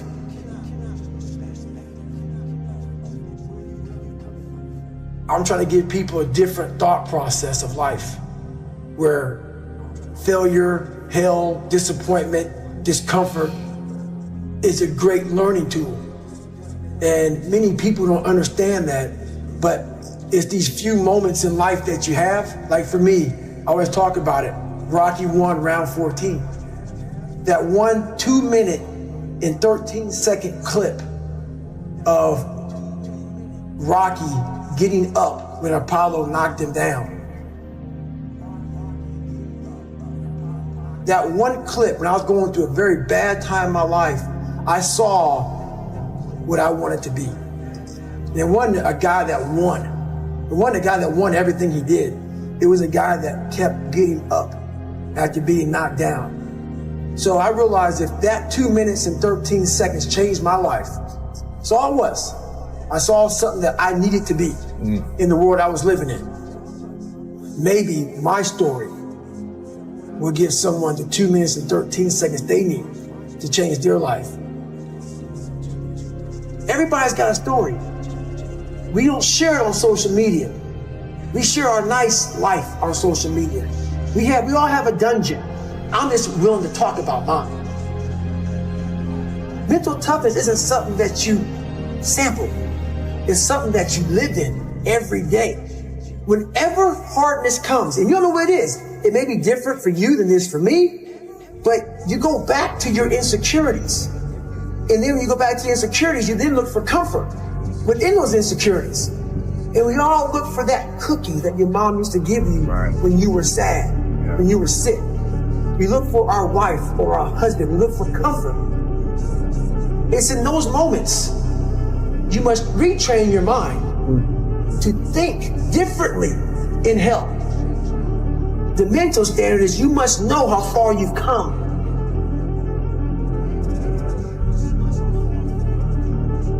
I walk in a room now and I know the hours and years and decades I put into David Goggins. That's something, it's not on the wall. It's not a trophy on the wall. It's not a medal around your neck. I don't care how you perceive David Goggins, because through my journey, I figured out the one piece I was missing. I thought it was cars. I thought it was women. I thought it was money. I thought it was everything. The one piece I was missing was me having the courage to face myself. Where I got my work ethic from was the hours I had to spend learning this. When you sit down and you're not smart, and you have a disability, and you still want to be at the top of your class, I didn't want to just get by. When I realized that I can learn through hard work, and I can beat the valedictorian in school, but I got put in 10 hours more a day than he does. You know what kind of strength comes from that? When you're sitting down, that guy that valedictorian studied for an hour, and you know I caught you. I have the work ethic to catch you. That's where David Goggins got really invented. Was at a kitchen table with 20 spiral notebooks that were empty, and then they were full. And when you can go through that, I still have them in my storage unit. You go through these spiral notebooks of your life, and you realize this is how I learned. This is unbelievable. It wasn't until I got real sick and my life got real quiet. I went from running 205 miles in 39 hours to I couldn't get out of bed. My life was taken from me. And that's when I realized I hadn't taken time to think about what I'd done in my life. I'd done all these things, but there was no finish line. I finished a race of life, and I wouldn't even receive my medal. I go on. I get in the car and I go. When I started figuring out life, that I was leaving so much in the tank. Once I realized, my God, man, I was this dumb, fat kid being bullied, and now I'm a 180-pound person, lost 106 pounds in less than 3 months. Learn to read, learn to do this, learn to do that. I was like, I need more. I was fueling my mind with everything. And I never took time to say, my God, you came from this hell, and you're here. I had come 8,000 miles from where I started. But if you never know that, you're still in the $7 a month place. So it's that quiet place. It's that place by yourself. It's those hours and years and decades by yourself in the grip of life. When life has you by the throat and choking you out, and you're sitting there calm because you're trying to figure it out. You're not panicking. You're not quitting. You're not throwing in the towel. You're saying there's a way around this. And when you figure it out, when life has you gripped in a vice, and you can figure that out, that's when you overcome. That's when you overcome. The journey getting there was harder than going through it. Yeah. You know? So that's the whole thing about life, man. It's that journey that makes you who you are. One big thing is the accountability mirror. You have to start with yourself. So what happened in my life was we start to get, I call it like the rucksack. A rucksack is a pack that you carry in the military, and you put all your stuff in it. Your radios, your food, your water, all that stuff you have to carry in the military. That's your rucksack. It's a backpack pretty much. As you're growing up, we all have a backpack. Most of ours, hopefully, is empty, you know, and what we put in it is all the crap we go through in life. That's what is in the backpack for the civilians, and we carry it around with us. So what you have to start doing is realizing that no matter where you're at in life, I got called nigger a lot. My dad abused me, you know, learning disability, stutters, immaturity, insecurities, self-doubt, so much crap on top of me. So much stuff. I lied a lot to create friends. So much stuff was in my backpack. No one's coming back to help me. So it starts with that person in that mirror. You have to realize you are on your own now. And whatever else you believe in, I don't care what you believe in, but on earth, it's a very lonely journey. And it starts with the accountability mirror of looking at saying, hey, my dad who beat the hell out of me is not coming back. All these things are coming back. I have to face myself. And you have to own all those things that people may have done to you. Now it's yours. You got to own it. And it's yours now to fix the problems that people did to you. It makes no sense. It's not fair. I get it. But if you live in that woe is me mentality of guess what? My dad did this to me. My mom did this to me. People who bullied did this to me. You're going to always live right there. You have to figure out ways to move forward because you're not coming back. And it starts with the mirror. And I call it the accountability mirror in the book. If you walk into any kind of event, whether it be physical or mental, if you walk in with already putting that block on your mind of, man, this ain't gonna happen. People go, how did you run 135 miles to Death Valley? How did you run 100 miles with no training? Because I went into it not thinking, I can't do this, man. I went into it with a strategy. I had an open-mindedness. So until your mind is open to the possibilities that I can do this, you would never be able to do it. Once the mind starts to believe it can be achieved, it then, only then, does it start to break down tactically how we can do this. Until then, you're gonna always lose. There's energy all around us, but we think that we have to have it. It has to come externally a lot of times. We gotta have like a TV in front of us, watch somebody, listen to a podcast, listen to a great music. A lot of times in life it's quiet. And those are the times when you want to run and hide. You gotta be able to find energy. You gotta make up games, make up tricks, make up whatever you can to get to the next evolution of life. So taking souls is just another way. It's not about hurting the person you're against. It's about finding a tactical advantage in every situation you physically can to get to the next. You're trying to inch further to the goal line. And you don't want to go. And what is that goal line? The goal line is whatever it is for you. For me, I want to get through Hell Week. I want to get through Hell Week with my head up high, being strong. I don't know what the goal line is for everybody. My goal line has been very different for most people. But you're trying to find energy and strength to stay in the fight, to continue on until you get that second wind. The second wind is coming, whatever the second wind may be for you. It's coming. But what happens is we get so stressed out that the end is so far away that we just can't find another foothold or another handhold, so we jump off the cliff and we just fall. Well, life took me somewhere unexpected. I'm unprepared. It's about 6 degrees out here, and I'm underdressed. But guess what? No one gives a f***. You gotta get the f*** in. Sometimes life can really hijack your mind. When that happens to you, you're all f***ed up. Your goals, your ambitions, everything is out the window. In life, we all go through different things. Sometimes your girlfriend or boyfriend breaks up with you. Guess what? Get the f*** over it. They no longer want you. Maybe you failed a test in school. You worked your ass off. Guess what? You failed the test. Get over it. Move past it. Learn to not let life hijack your brain. At work, you've been working your ass off for that new promotion. You don't get it. Someone else does. Maybe they kiss better ass than you do. Guess what? Get over it. Life will hijack your mind if you let it. Don't allow all these things to make you a lesser person. You must own your mind. Don't let life own yours. Once you transform yourself, and even though I'm not running from myself, I'm constantly facing myself. I'm constantly battling myself. I'm not running from them anymore. I used to, but now I'm constantly battling them. So now what happens is, once you get to a point in your life where you're able to be on a podcast or be on a TV show and tell everybody how f***ed up you are, I will answer any question you want about me.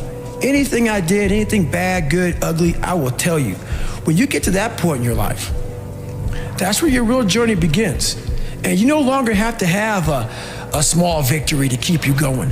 You now realize what your purpose in life is. And you realize, oh, this is just part of it. But at first, you need all these different tactics to keep you going because you haven't figured it out yet.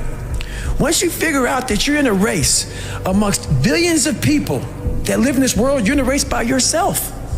You have a purpose, and it's your purpose, not everybody else's purpose. It is your purpose and only your purpose, and it's your race. So then you're like, hey man, I'm doing my thing. I'm doing it to the best of my ability. What's next? There's no longer these small increments to get through life. Because once you figure out why you're here, it just becomes a process. Talk about Mr. Dobbs. He's a good friend of mine still to this day. And he went into that place, man, and I knew where he was going. It's in my third hell week, and I knew Sean real well, but I knew he was real arrogant. He had a serious chip on his shoulder like I do. I still do. I got to control it every now and then. It got me in a lot of trouble sometimes, but I knew he had it. I knew that chip on your shoulder not being controlled, it will get you f***ed up, and it cost him a lot going through buds. And I saw the look. Because I once had the look when I was going through pararescue school. When something got so hard and your mind can't process the hardness, you don't know the right tools to get through something hard because you've never been challenged before. I could tell he was a superhuman, that nothing ever challenged him.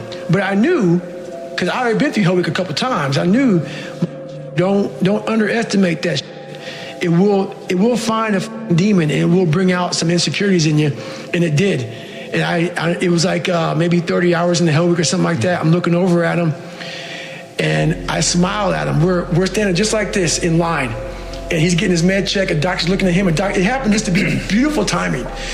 And I'm sitting there, I'm getting med checked, and I'm looking at him, and his eye says he's 1,000 yards still looking right through me. And he's getting med checked, and I'm looking at him, and before all this happened, I told him, I said, don't underestimate this man. He goes, I can't ever see myself quitting Goggins.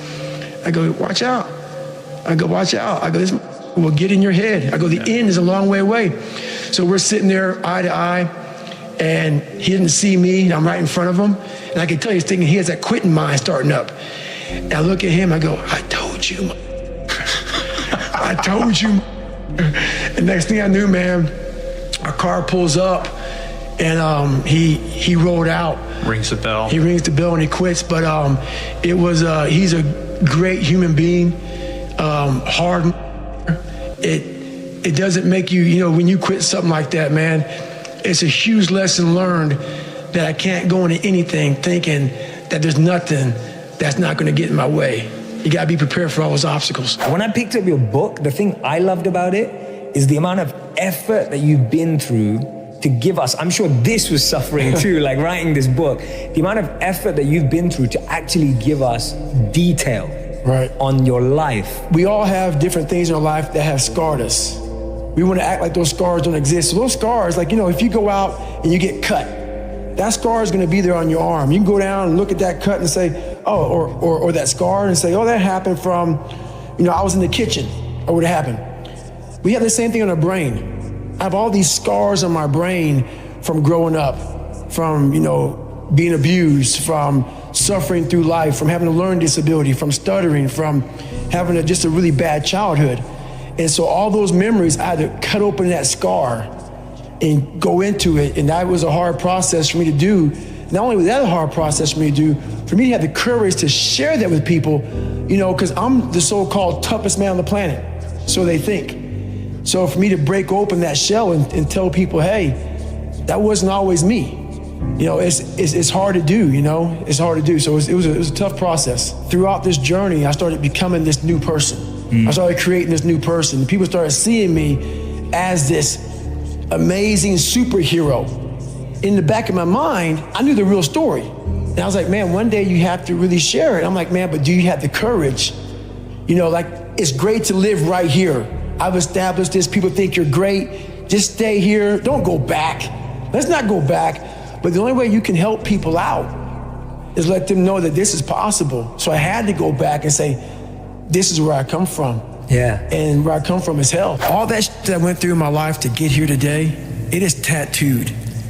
It is tattooed in my brain. Every day I wake up, I am constantly battling that person that is like, man, back in the day, this happened to you, man.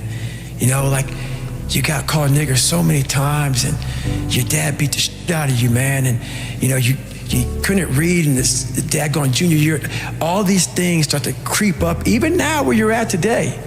Every day you're having to constantly battle. It's not as bad as it used to be by any means, right. But that person's still there. That person always lives. And that's the point about you have to continue to always challenge yourself every day. The one thing I'm most scared of in the world is losing touch with the best thing in the world is your mind. your mindset, how you can picture yourself, how you can focus, how you can drive, how you can put yourself in so many situations, get out of it. Because those headphones we listen to, those phones that we Google to find information, there's so many situations in my life where that shit is not gonna help me.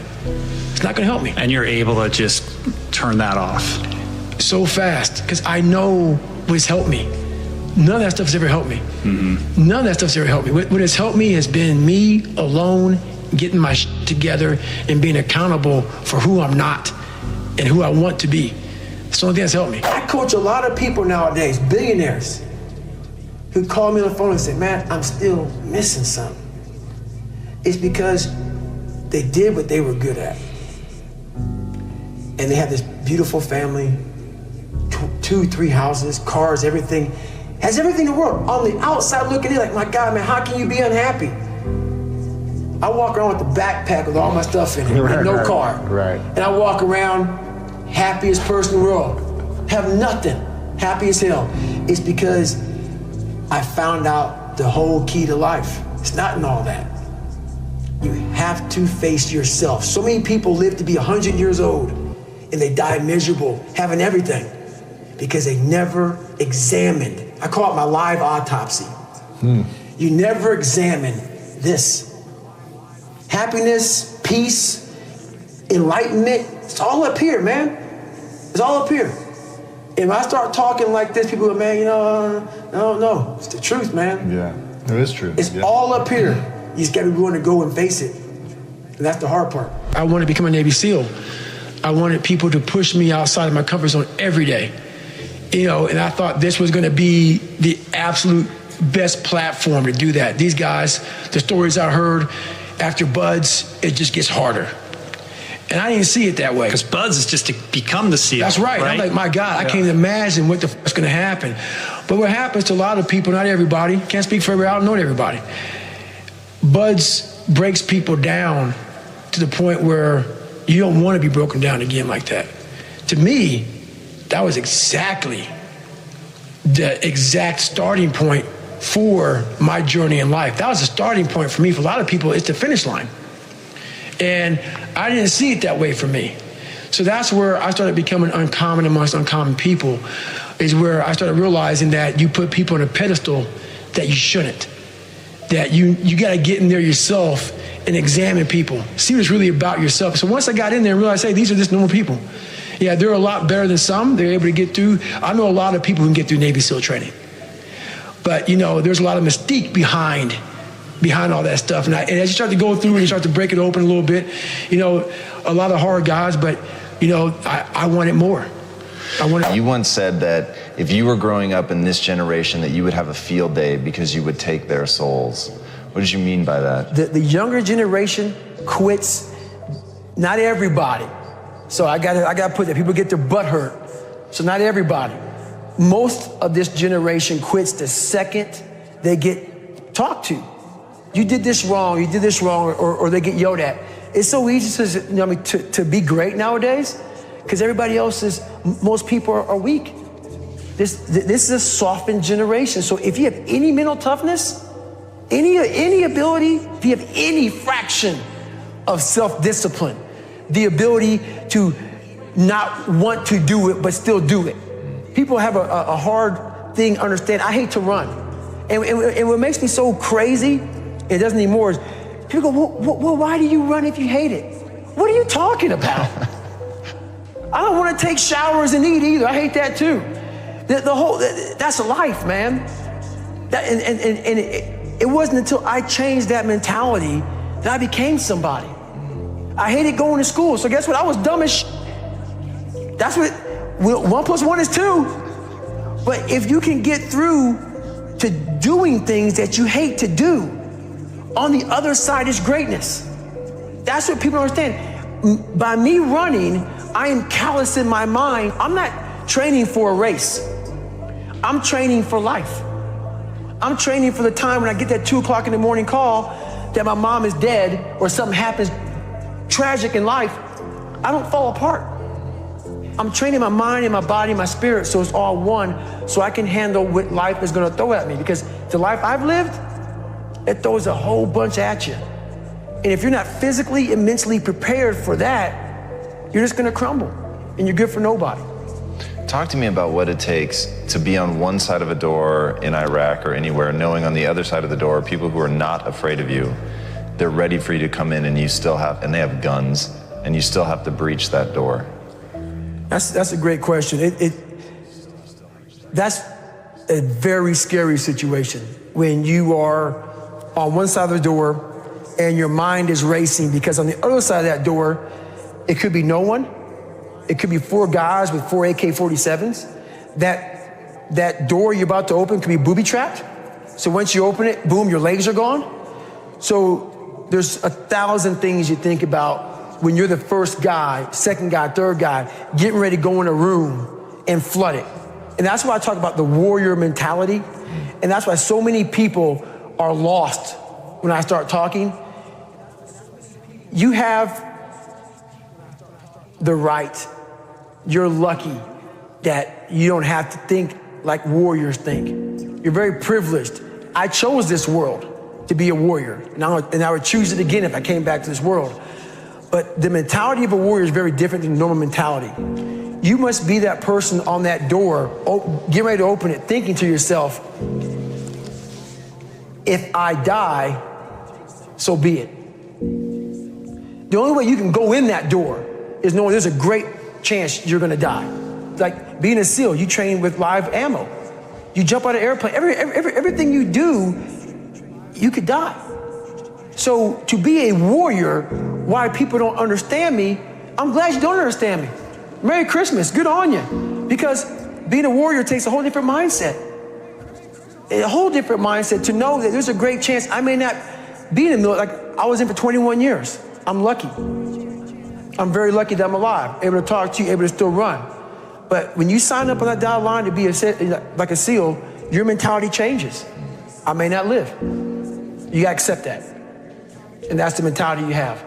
And that's what makes you a warrior. If you're scared to die, you're a bad warrior. I hated jumping out of airplanes. I hated shooting guns. I hated the job as a Navy SEAL. But I did it because I wanted to change myself. Everything I do, I'm not really comfortable doing. But if you choose to go that route, to go be a Navy SEAL, you might as well go be the hardest in the world. Because if you're choosing to do something, you have 2 routes. You can go there and be a little weak person and get through barely, and that's your reputation. Or you can go through the hardest guy you can possibly be, and that's your reputation. So my whole thing is, if you're gonna choose to open that door in Iraq or Afghanistan, open them and go in hard. Because they're gonna remember you by slowly opening it and peeking in. So if you're gonna open it, and you made the mind to open it, don't crack it open. Open the door, go in. That's with life. If you're choosing to do something, attack it. Because they're gonna remember you as not attacking it. So I want to be remembered. You can hate me, but there's one thing you can't say about me. I didn't attack it. So that's the mentality you have. If you're gonna do something, you might as well attack it, because you can do it anyway. Right. Do you use that in civilian life? Like, do you still employ I'm gonna attack it, I'm gonna take their souls? Like, how does that play out in a non-combat zone?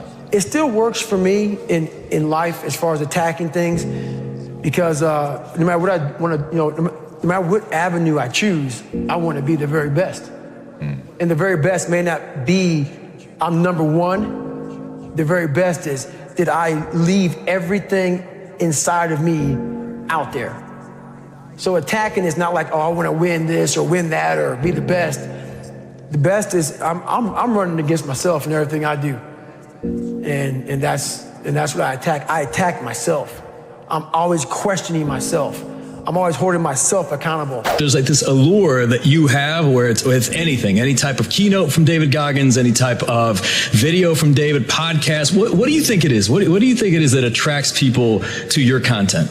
I think it's my take it or leave it kind of mentality, where I don't really think about your feelings. I don't really care about what you think or what you think about me, or if you're soft, if you're weak, if you're hard, if you're an alpha, if whatever the hell you are. I just don't really care, and I'm going to say what I believe, is going to get you better. It may make you pissed off at me in the interim, but in the long term, if you really think about what I'm saying things to you that I had to listen to and, tell myself. And it's just sometimes hard truth sucks. The problem that most of us have is we think that we're all alone. We think that we're the only ones going through all this stuff. I thought it. Most of us think that if you're fat, which I was fat for a while, you think you're the only fat person in the world. Your vision becomes very narrowed. And what happened to me was, all I did was I peeled back. And I was able to get on top of a mountaintop in my head. And when you're high on that mountain, you have a great vantage point. And I was able to look down at the world. And all of us are jacked up. Some of us hide it better than others, but we're all jacked up. And once you realize that, you got to come out of your shell. You got to accept who you are. You got to accept the demons that life gave you, that maybe you gave you. Whoever gave them to you, you got to accept that. You got to be able to look them in the mirror, look them in the eye, and say, okay, I'm going to start fixing these things. But if you think that you're by yourself, the reality of your life becomes very, very horrible. And you're not. We are all jacked up. And once you realize that, man, it's like whatever. You don't even look at the crowd anymore. You look at your own race, you do your own race, you do your own thing, and you finally find out who you're supposed to be in this life. What does a morning look like for you at the moment? Have you got a routine of some kind? Yes, I run every single morning. So that's what time are you up? When are you waking up? I'm up about 5:30. So every morning starts with a run. And that's because that's the one thing I hate to do more than anything in the world. So that's like my cup of coffee. And I'm all about armoring yourself. So the second you leave your house, and the second you open your phone, the second you do any of that, you are now letting in poison and cancer. So I make sure a lot of things you can't avoid. So as I get up, I start to armor plate my mind and body. Like a person's going to war, you put your body armor on. That's what I'm doing on that run. I'm waking up and I'm giving myself all this armor. So when I come out in the world, now look at that phone, I'm ready. I'm not waking up late. I'm not rushing around. I'm not disorganized because I know I'm gonna get hit in the mouth. There's an art to getting hit in the mouth. And that is why these things are important. You have to wake up and you have to give yourself belief. You have to give yourself confidence. So it starts with that run. You state that when you're living in hell, the only way to find your way out is to confront the devil himself. Who was that devil for you? It took several years for me to figure out who the devil was. And the devil was my father. The devil was my father, but what I didn't put and never finished was the devil really was me. So what happened was I put all this blame, and trust me, my father and a lot of people had to do with my upbringing on how it was. But like I put in that book, no one's going to come back and say, hey, man, I apologize. Maybe someone does. Very few people will. So at the end of the day, when all things are said and done with, while my dad was the devil, and I believed that for a long time, I had to confront him. And when I confronted the devil, so what I thought was the devil, I realized that I was the true devil. I was the one holding me back. I was the one looking for the scapegoat. And I was the one looking for all these ways to say, it's okay, David. You're a loser. You're a born loser, so it's okay. And I was hoping my dad was going to give me that confirmation. And he was a loser himself. But at the end of the day, when I left there, I realized, well, man, it's on me. My dad's f***ed up. My mom's f***ed up. The people around me are f***ed up. They're not going to save you. You got to save yourself, my friend. So that's when all that reality hit me when I went to Buffalo to see my dad on that drive home. I was like, man, this rest of your life is going to suck. It is going to suck. Not because you're going to be a loser, but because you're going to finally start to win. And winning is not easy, my friend. The 1 second decision is I had to live through that 1 second decision several times during this race. So this race took me 100 and some hours, okay? And this is what people don't get. For you to finish that race, even though I DNF'd, I still finished in the time.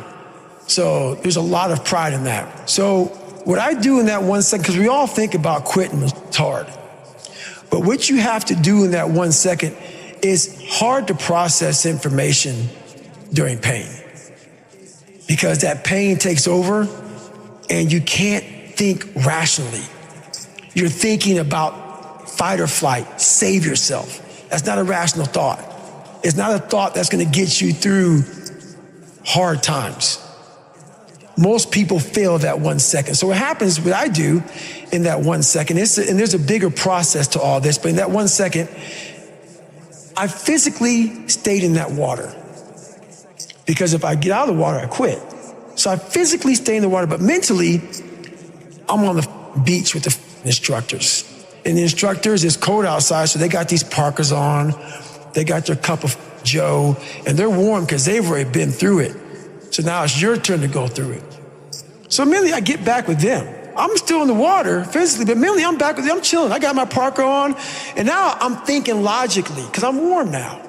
Mentally, I'm warm. I've taken that 1 second.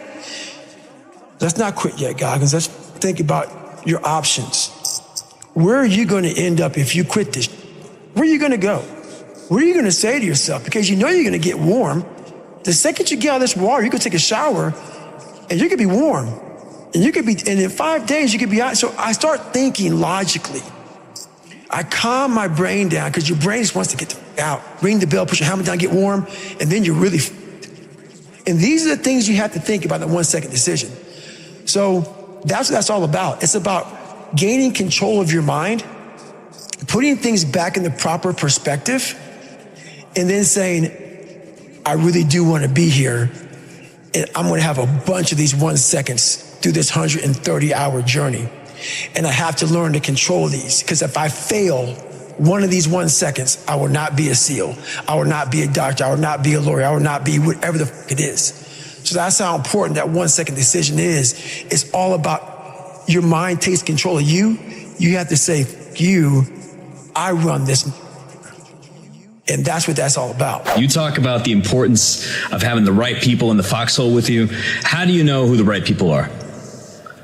You know what? That was something that took me a lot of years to figure out. You know you're the right people in your foxhole when you're waking up at 3 o'clock in the morning, you're going to bed at midnight, and you're waking up at 3 and no one says, is this smart to do? You need some time off. You need to take a break. When I started hearing that, well, I know what I'm doing to myself.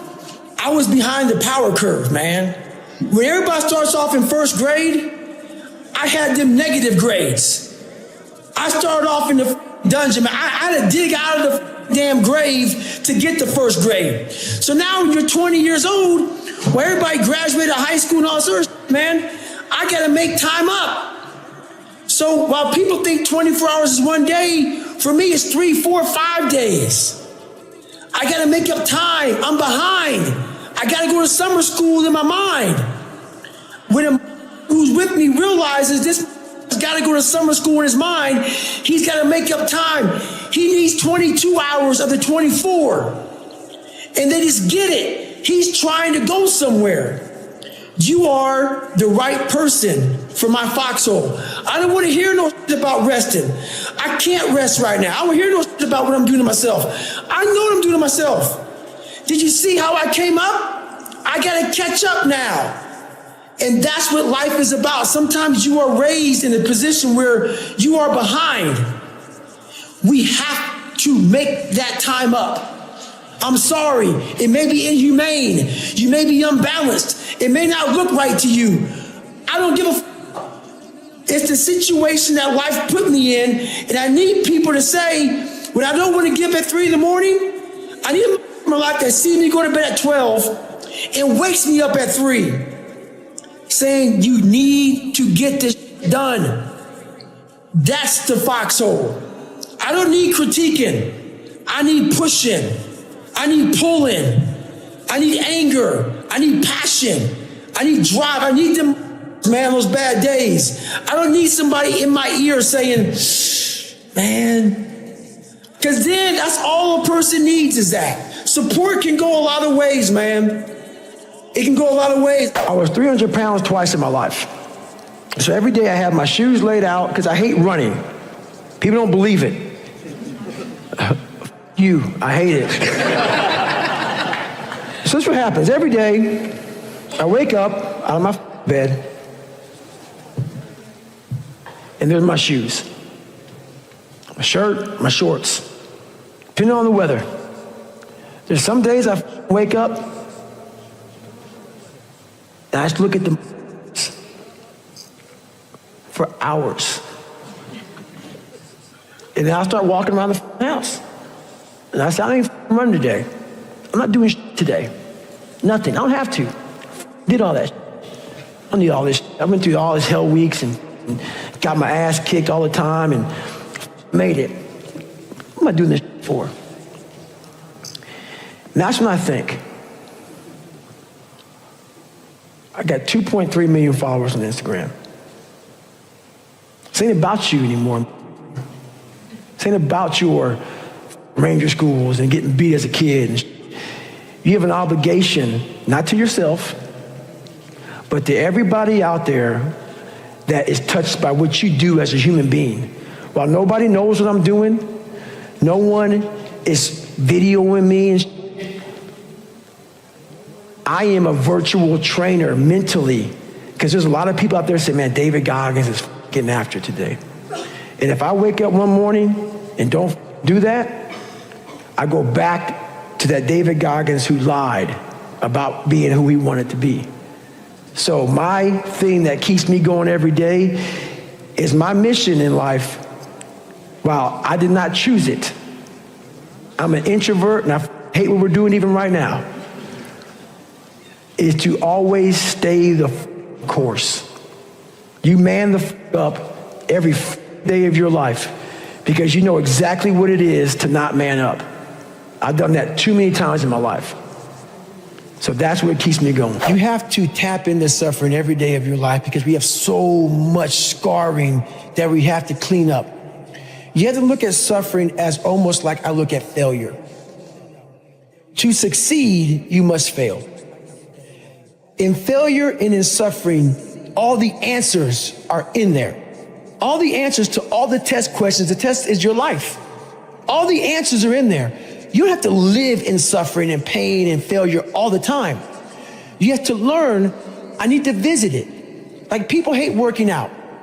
You're only gonna visit working out maybe an hour a day. 23 other hours of the day, you're not in it. But how you become in shape is you must visit suffering, visit working out 1 hour a day. Visit suffering 1 hour a day. Visit your past failures 1 hour a day. The relationship with it is the answers are in there. They are in there. Within the suffering, go in there, and I call it the live autopsy. The live autopsy. How you find out someone died? They crack you open after you're dead. How you can live is do it while you're alive. Go back in your brain, crack it open while you're alive. Don't wait until you're dead to figure out why you died. Do it while you are living. Go in there, go into the suffering, go into the pain of your life and say, why did this suck for me so bad? Why am I afraid of all this stuff? Why have I shut down the whole world? I guarantee I'll tell you why you shut down the whole world. It's in these nooks of the suffering within your brain, in the scarring, are all the answers to why you are on the couch feeling sorry for yourself. They lie within the scars. Visit them for at least an hour a day, study them, and then you'll find out more about yourself. You will then grow. So don't look at it as every day I suffer. Go into it an hour a day. Learn from yourself, learn from life, learn from your failures, learn from your insecurities, learn from your self-doubt. Don't just say, I'm afraid to jump off an airplane. What makes you afraid of it? Study it. That's why I studied my mind. Why I became so powerful in the mind is because I realized I was weak. So instead of running away from the mind, I dove into it and said, what is making me weak? What's your daily meditation or mantra or repetition to yourself? Every day I tell myself, I used to believe I was the weakest man that God ever created. So now I believe that I'm the hardest human being that God ever made. I don't care if it's true or not. It's the most important conversation to me. It's the thing that drives me every day. It's the one thing that keeps me going every day is that You must constantly be that man that you want to be. I saw these Navy SEALs before I became one. My God, they're better than me. Yep. They're better than me. I gave up 100 sets. And I had to work up to realize these are human beings. Yeah. With the same shit I have. Yeah, there's some people who run faster, swim better, but mentality is mentality. Yeah. There's no, you're not gonna outwork me, so I'm gonna catch up somewhere. Yep. So that being said, I used all that 300-pound man, that fat guy, that dumb guy. And people say, why you say dumb? You have to be real with yourself. You gotta be raw. If you're not smart, you're dumb, but you can become smart. Yep. You can become smart. It's not a permanent tag. Yeah. You're dumb forever. Yeah. You're fat forever. Yep. No, be raw. Don't find the cushy word. So before I start this journey to be Navy SEAL, I go back to see my dad because I realize now I gotta fix some shit. I'm blaming everything. I gotta go back. You know how a lot of times you're like, if you're a runner, your right knee may hurt, but it's not your right knee that hurts, it's really your left hip. Yes. But we're concentrating on the right knee. I'm concentrating on all my shit. But I need to go back to the root of the problem, which is my dad. I gotta face the demon. I gotta go back and see what made him so f***ed up to make me so f***ed up. Why am I f***ed up? So I go back and I go back in as an older man now. I'm in my 20s. I'm not a kid anymore. And I want to see this man and face him as a grown man, but still as a kid in my head. I was still a kid, but I was a grown man as my age. I went back and I realized he was the same man that he was. Still the same. Still the same. And I talked to him. He was still nuts. And but I had to go back and face that one more time, but to face it in a different way. How'd you do it different? I looked at him in a way, we never said sorry to one another. And he went off about my mom and my grandparents and all kind of shit. But I looked at him in a way that I realize now why you f***ed this up. I had to almost be him to realize it's okay, brother. It's okay, because I realized that somewhere in your life, something f***ed you up. And you didn't deal with it. And so you put that shit on me, my mom, and everybody around you. I'm gonna deal with my shit.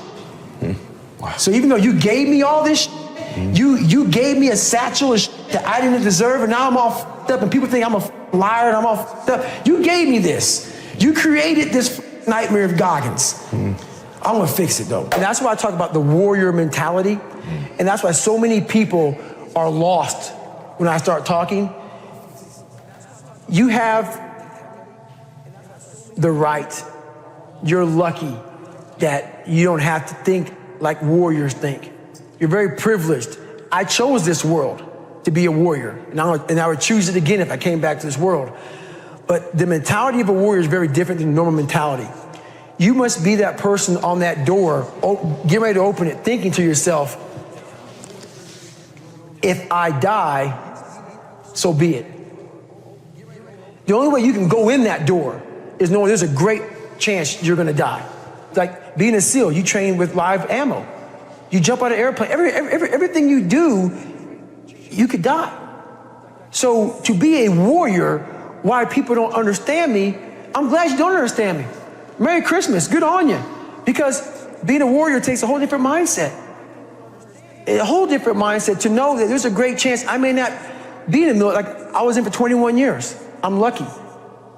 I'm very lucky that I'm alive, able to talk to you, able to still run.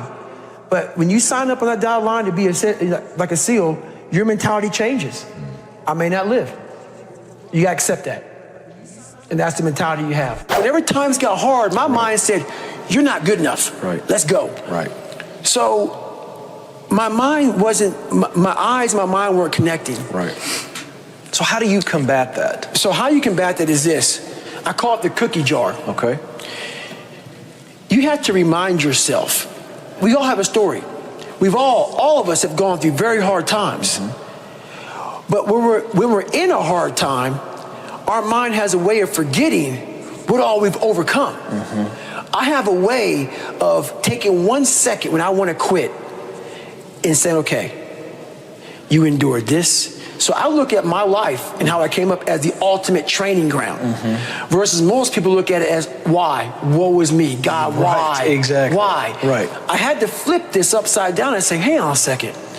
God was training me to be one of the baddest men on the planet. That's absolutely right. That's how this was my journey. When I was younger, life and society made this big world with all these endless possibilities. Yep. Endless possibilities. My life made my possibilities this big. Yep. Because it made me afraid of all these different things. Yeah.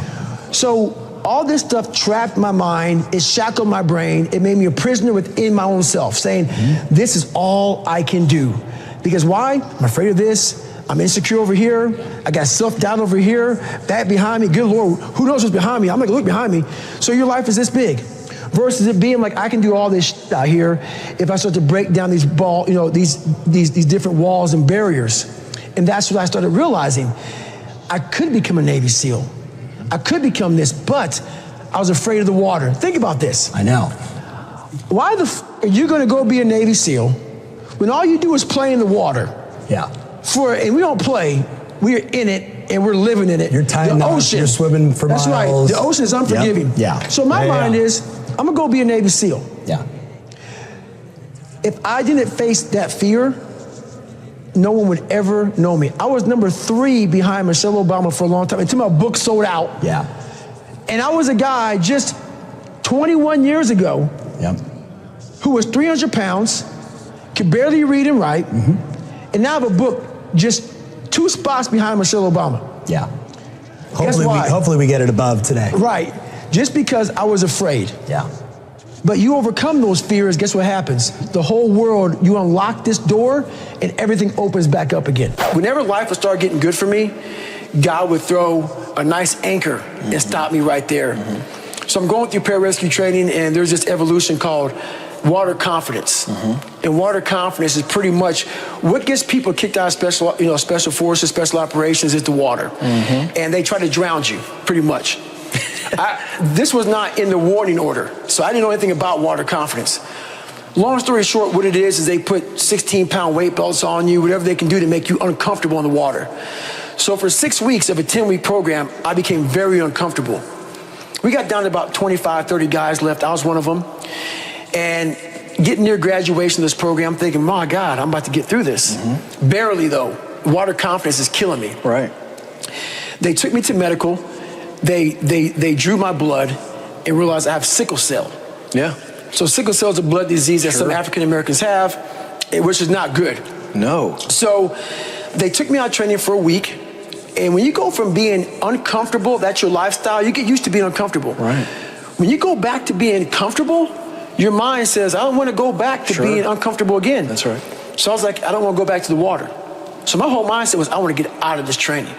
So I was hoping that they were going to medically disqualify me from pararescue program. That didn't happen. A week later, the doc called me in the office and said, hey, guess what, man? We're going to put you back in the training. I was like, okay, well, I missed a week. I got about 2.5 weeks left. I can do this. I went back to the CEO, the commanding officer. He said, hey, guess what? We're going to start you back from day 1. And when he said that to me, my mind went back to the old David Goggins. So I thought I had changed. Yeah. Learning how to swim, learning how to read and write. All I was doing was attacking the surface. I wasn't getting down into the dungeon of what was really bothering me. So whenever tough times would happen, any tough time that would, really tough time that would happen, I would go back to the sewer of my mind. So this happened, I went back to lying. I said, hey, you know what, CEO? This guy, the doc didn't know about sickle cell. He didn't give me a good reason why. He's talking about sudden death, heart attack, stroke. I'm not comfortable. So he gave me a medical from pararescue. So he allowed me to leave. But I really quit. I didn't want to go back in the water again. Right. And that's when I went from weighing 175 pounds to 297 in about 3.5 years. Wow. So I did a job called TAC-P, controlling fast movers behind enemy lines. But that job wasn't a job that I wanted. And the spiral of depression, of trying to find things that I was comfortable doing. And whenever you find things that you're comfortable doing, you're going away from the journey of life. And I was going so far away from my journey that my weight showed my whole mindset. So I get a lot of emails about how do I stay motivated, hungry, driven. Well, let me tell you something. Most days in life when I wake up, I'm not motivated, hungry, or driven. I have a commitment to myself, to be the best version of myself. What most of us are looking for is this special feeling of, oh, I feel great this morning. I'm gonna get out of bed and get a quick 5 miles in or go to the gym. If you're looking for that feeling, let me tell you one thing, it ain't gonna come. You have to learn to do when you don't want to do. Learn to bring that savage mentality out of yourself. The animalistic mother. You think a savage gives a fuck about how he feels or how she feels?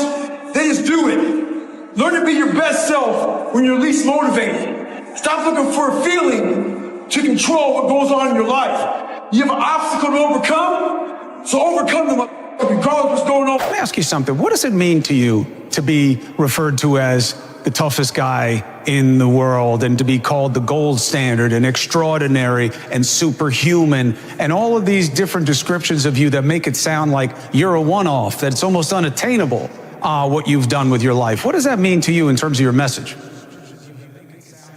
I mean, I guess the whole hardest man in the world thing, that, you can call it what you want, but that title came from where I came from.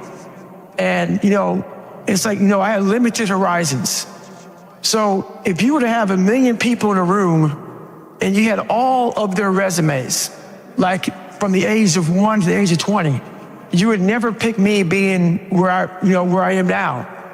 And that's where the hardest man in the world came from, was, how many people can come from where this man started to where he is now? So it wasn't really so much about, all the physical feats, going to, still training 3 times and Ranger School and all these things I've done that helped give me that title. But the biggest reason I got that title was because when I realized, I was a fallback plan, I just refused to give up. And the thing about that, Chris, is I figured this out. Most of us are only 1 to 10% away from greatness. But we think we're so far away from it that we never try. And once I started going down this journey, I started realizing that, and those percents started to add up. And before I knew it, my mind started hardening, and I started passing so many different people that I thought were so far above me.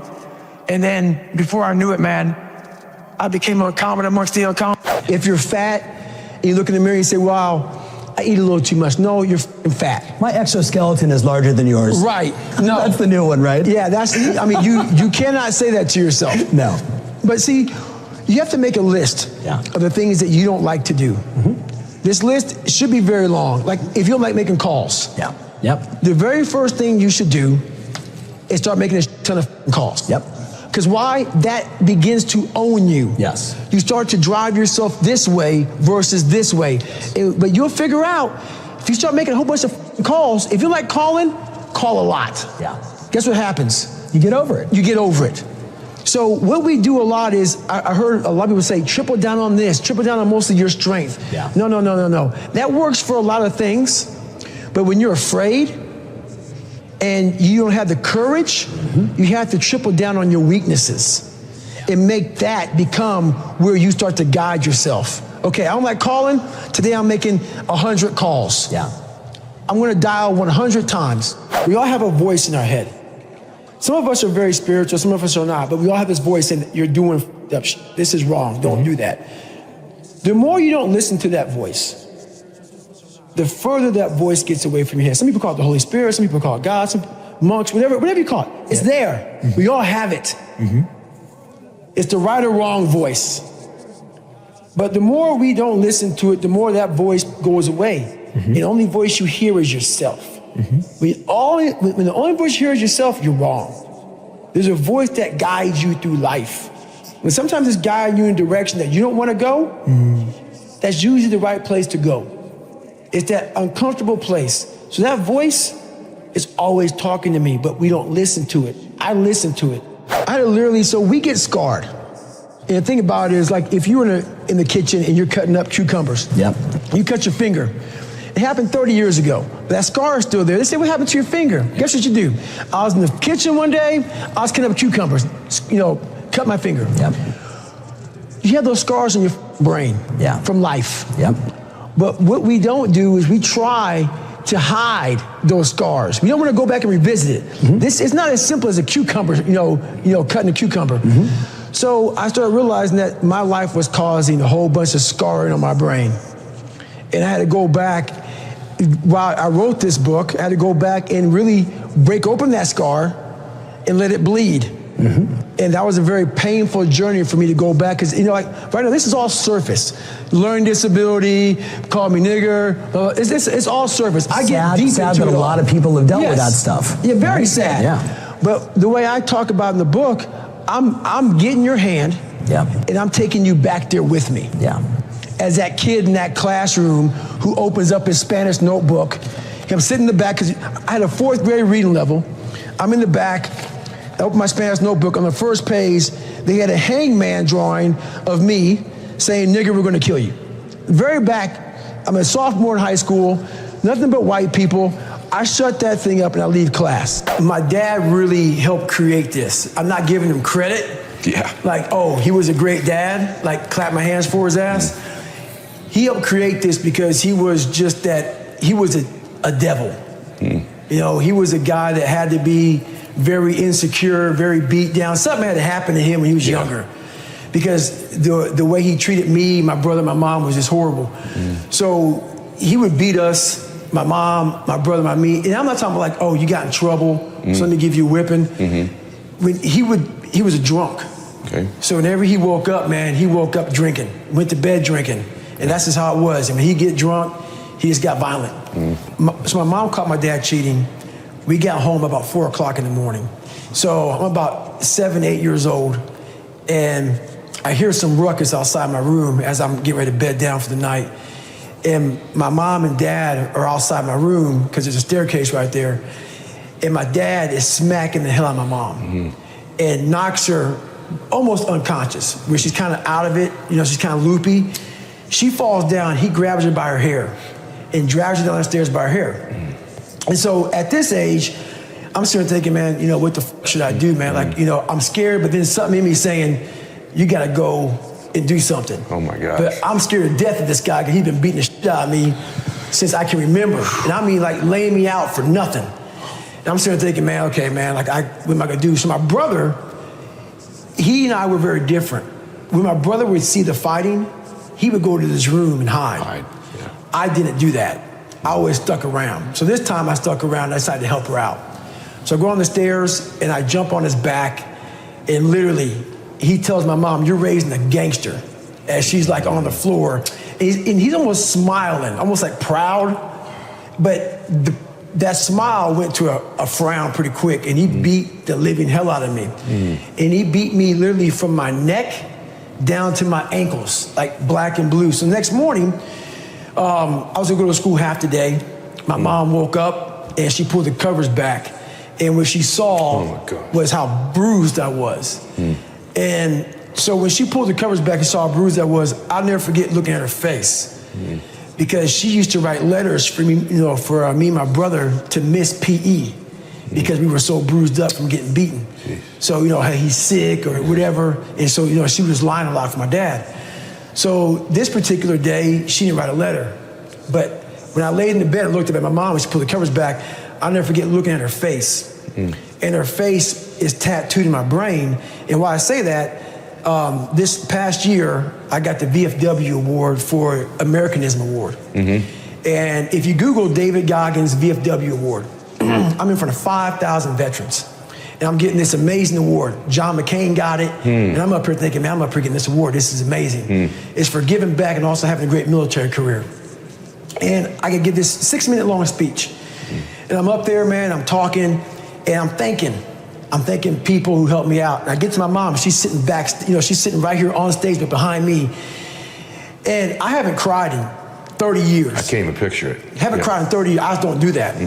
And I turn around and say, and I want to thank my mom for not picking me up when I was knocked down, but teaching me how to get up. Because she never picked me up ever.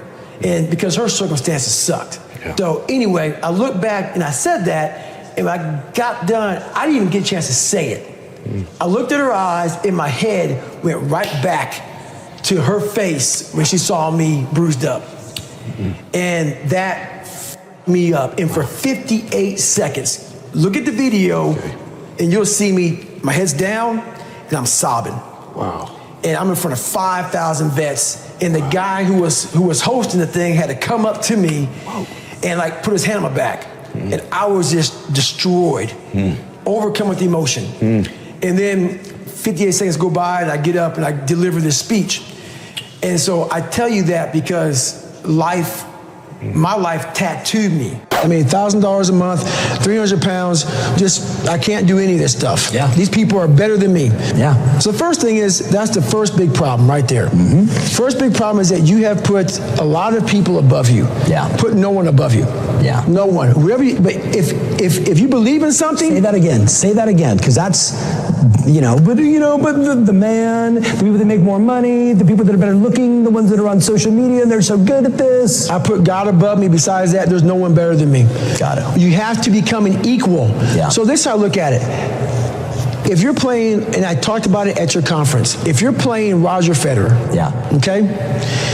Before you get on the court with Roger Federer, he's the best of all time. Yeah. But you're also a professional tennis player, man. Yep. You're forgetting your own resume. Yep. So once you get on the court, let's say it's a grand slam. It's 5 sets. Hopefully, if you can go the distance with this guy. Yep. But before you even bounce the ball to serve it, you're down 2 sets. Because while you look across and you're playing Roger Federer. Yeah. But guess what? You get a good shot on Roger Federer in the 3rd set. And you realize, I can play with this, but it's too late. Yeah. You gave up 2 sets before you got on the court. You got to stop giving up 2 sets before the game begins. And we do that already. We give up 2 sets before the game. There are a lot of people that are listening right now that either are dealing with this very issue that we're talking about. When we finally left Buffalo, after all the physical and mental beatings that my dad handed out, we left Buffalo and I went to to me, even worse environment. I went to a very small town in Brazil, Indiana, where there was about 5 black families. And in 1995, the KKK marched in our 4th of July parade. So that being said, it paints Brazil, Indiana, that's the town I'm talking about, in a very bad light. And there are a lot of good people in this small town. So I want to make that very clear. Sure. But what happens is when you come from a very broken foundation, your mind only sees hate and evil. Yeah. There was one time I was in my sophomore year, walked in my Spanish class to get my notebook, opened my notebook up, and inside the notebook, someone drew a little character of me in a stick figure hanging from, like a noose, or like a hangman game. At this time in my life, I was a sophomore, and I had about a 4th grade reading level because I cheated all through school. Right. All through school, I cheated because I realized I was going to get put in a special school. Right. So I found a way to get by, and this is how I got by. Right. So what I'm getting at is all this, between my stepfather getting murdered, or soon-to-be stepfather getting murdered, all these things compounded into the lowest of low self-esteem. So what started happening was I started lying. I became an amazing liar because I wanted people to like me. Yeah. When you come from a society like I did, I had 0 self-esteem, and I feared things. I had 0 self-confidence, and I was looking for anything I could that I could gravitate to, so it was lying. Yeah. But that's when I realized, and it was a long process, that without having self-esteem, you are done. Yeah. That's the number one thing you have to have in your life. What I'm most impressed with is training the brain. Would you say to those of us that are listening and watching today that every time you would get through a day of Hell Week or just a day of training, whatever it was, that the mind does, almost like a muscle, the voice does change and you can train the negative voice? The mind, as you know, is not a muscle, but it almost is. Yeah. It really is. Right. If you stop going to the gym, your muscles will atrophy. Yeah. If you stop training your brain, the same thing will happen. So I learned to callus over. I did 4,030 pull-ups in 17 hours to break the Guinness Book of World Records.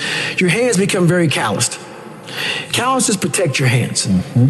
What I learned to do is through mental hardening is callous my mind. I had a victim's mentality. I learned to callous my mind over the victim's mentality. And you have to be willing to put yourself in very difficult situations at all times to be able to do that. So my big takeaway of life is if you're constantly taking the easy way out, you're never going to callous your mind. I was at MIT. They called a person like me to MIT to speak to some of the biggest head guys on the planet. Oh yeah, these guys. Brains. Oh, brains. So I was on this panel, and I'll talk about it in my introduction of my book. And all these brainiacs were there, and they called me in. Like you say, I didn't go to college for this, but they're all theorists. I'm a practitioner. That's why I asked you. Absolutely. That's the difference. And so they're all sitting there, all these great, smart minds from MIT are asking these brilliant guys questions. I ain't say a word. I'm intimidated. Right. But I know that half of what they're saying is wrong. Because what these theorists did, even though they're very smart, what these theorists did was they took a poll on normal people. And this is what you get. Of course. This is what we cannot do. So theorists love telling you what we cannot do. This is what we can do. Right. So one person in the crowd asked me a question, why aren't you saying anything? I said, pretty much, I disagree with almost everything up here on this panel because I'm living proof that everything that they're pretty much saying is not true. That's right, because you were an average person. I was a below, sure. Below average person. I was a chameleon living in life who could barely get by. So I know that they were taking the normal mindset of people. They weren't talking about the 1%ers, the people who want it like there's no tomorrow. And so that's what I started realizing was we have theorists and we have practitioners. So what's in my book is from going into the dungeon. And when you're in those points where you want to quit and not quitting and seeing how the mind starts to operate in those moments of fear, anxiety, self-doubt, insecurities. And that's where you learn to fix it. Yeah. You don't fix it in 72-degree weather. Right. Drinking a milkshake, watching TV. You fix it by going into the environment.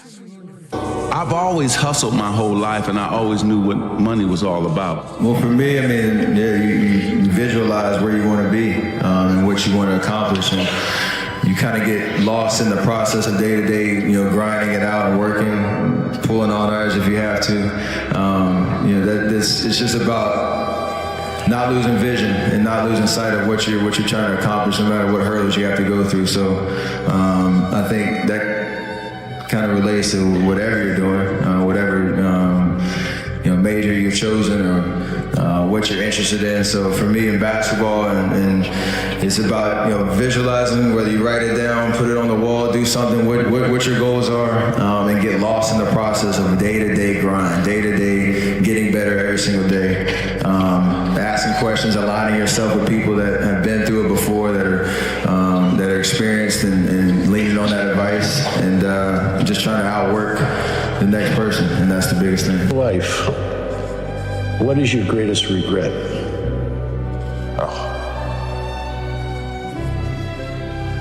I really don't have regrets. I am a person that says, as soon as you look back in your history and you come up with something that you feel like you want to change, something else has to change. So what about your biggest disappointment? Once again, that's the same analogy. Disappointment to me, to win, you got to lose. To be successful, you got to have something that's not successful.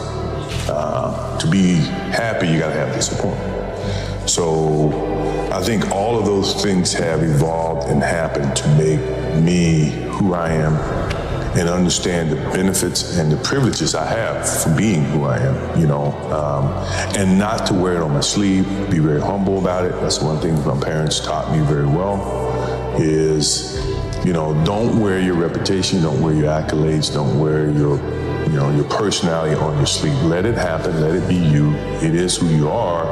Don't hide from it, but don't wear it and rub it in people's faces. So, when you sit here and you say, well, in 1990 or 2005, they voted me as like the best or the most popular athlete, well, it's ironic that I'm the youngest of the three. So in essence, it's all relegated on who is watching now. If you ask 20 years from now, I'm pretty sure LeBron may beat me, based on who's going to be making the voting. So I say that to understand that, it is what it is. I don't wear it. I don't showcase it. I don't rub it in other people's faces. Someone else's opinion. If you ask me, I could never give you an opinion about things like that, because as an athlete, all you want to do is be the best athlete you can be. Michael Jordan, I remember I interviewed him years ago, and I said, what makes you the best in the world? Is it skill? Is it talent? Is it ability? Is it background? Is it training? And he was so awesome. He said, Tony, I can tell you the truth, and it won't sound like hyperbole or false modesty. He said, I didn't even make the high school basketball team my sophomore year. I was cut. He said, what it is every day I demand more from myself than anybody else could possibly expect. I don't compete with other people. I compete with what I'm capable of. I went 5 straight years without missing a single day of workout, 365 days a year. Every single day I was in the water. There are days you're not going to want to do it. I mean, everybody has those days. But it's what you do on those days that help you move forward. Winning is in all of us. Everybody wants the end result, but what you have to endure to win, no one wants to talk about.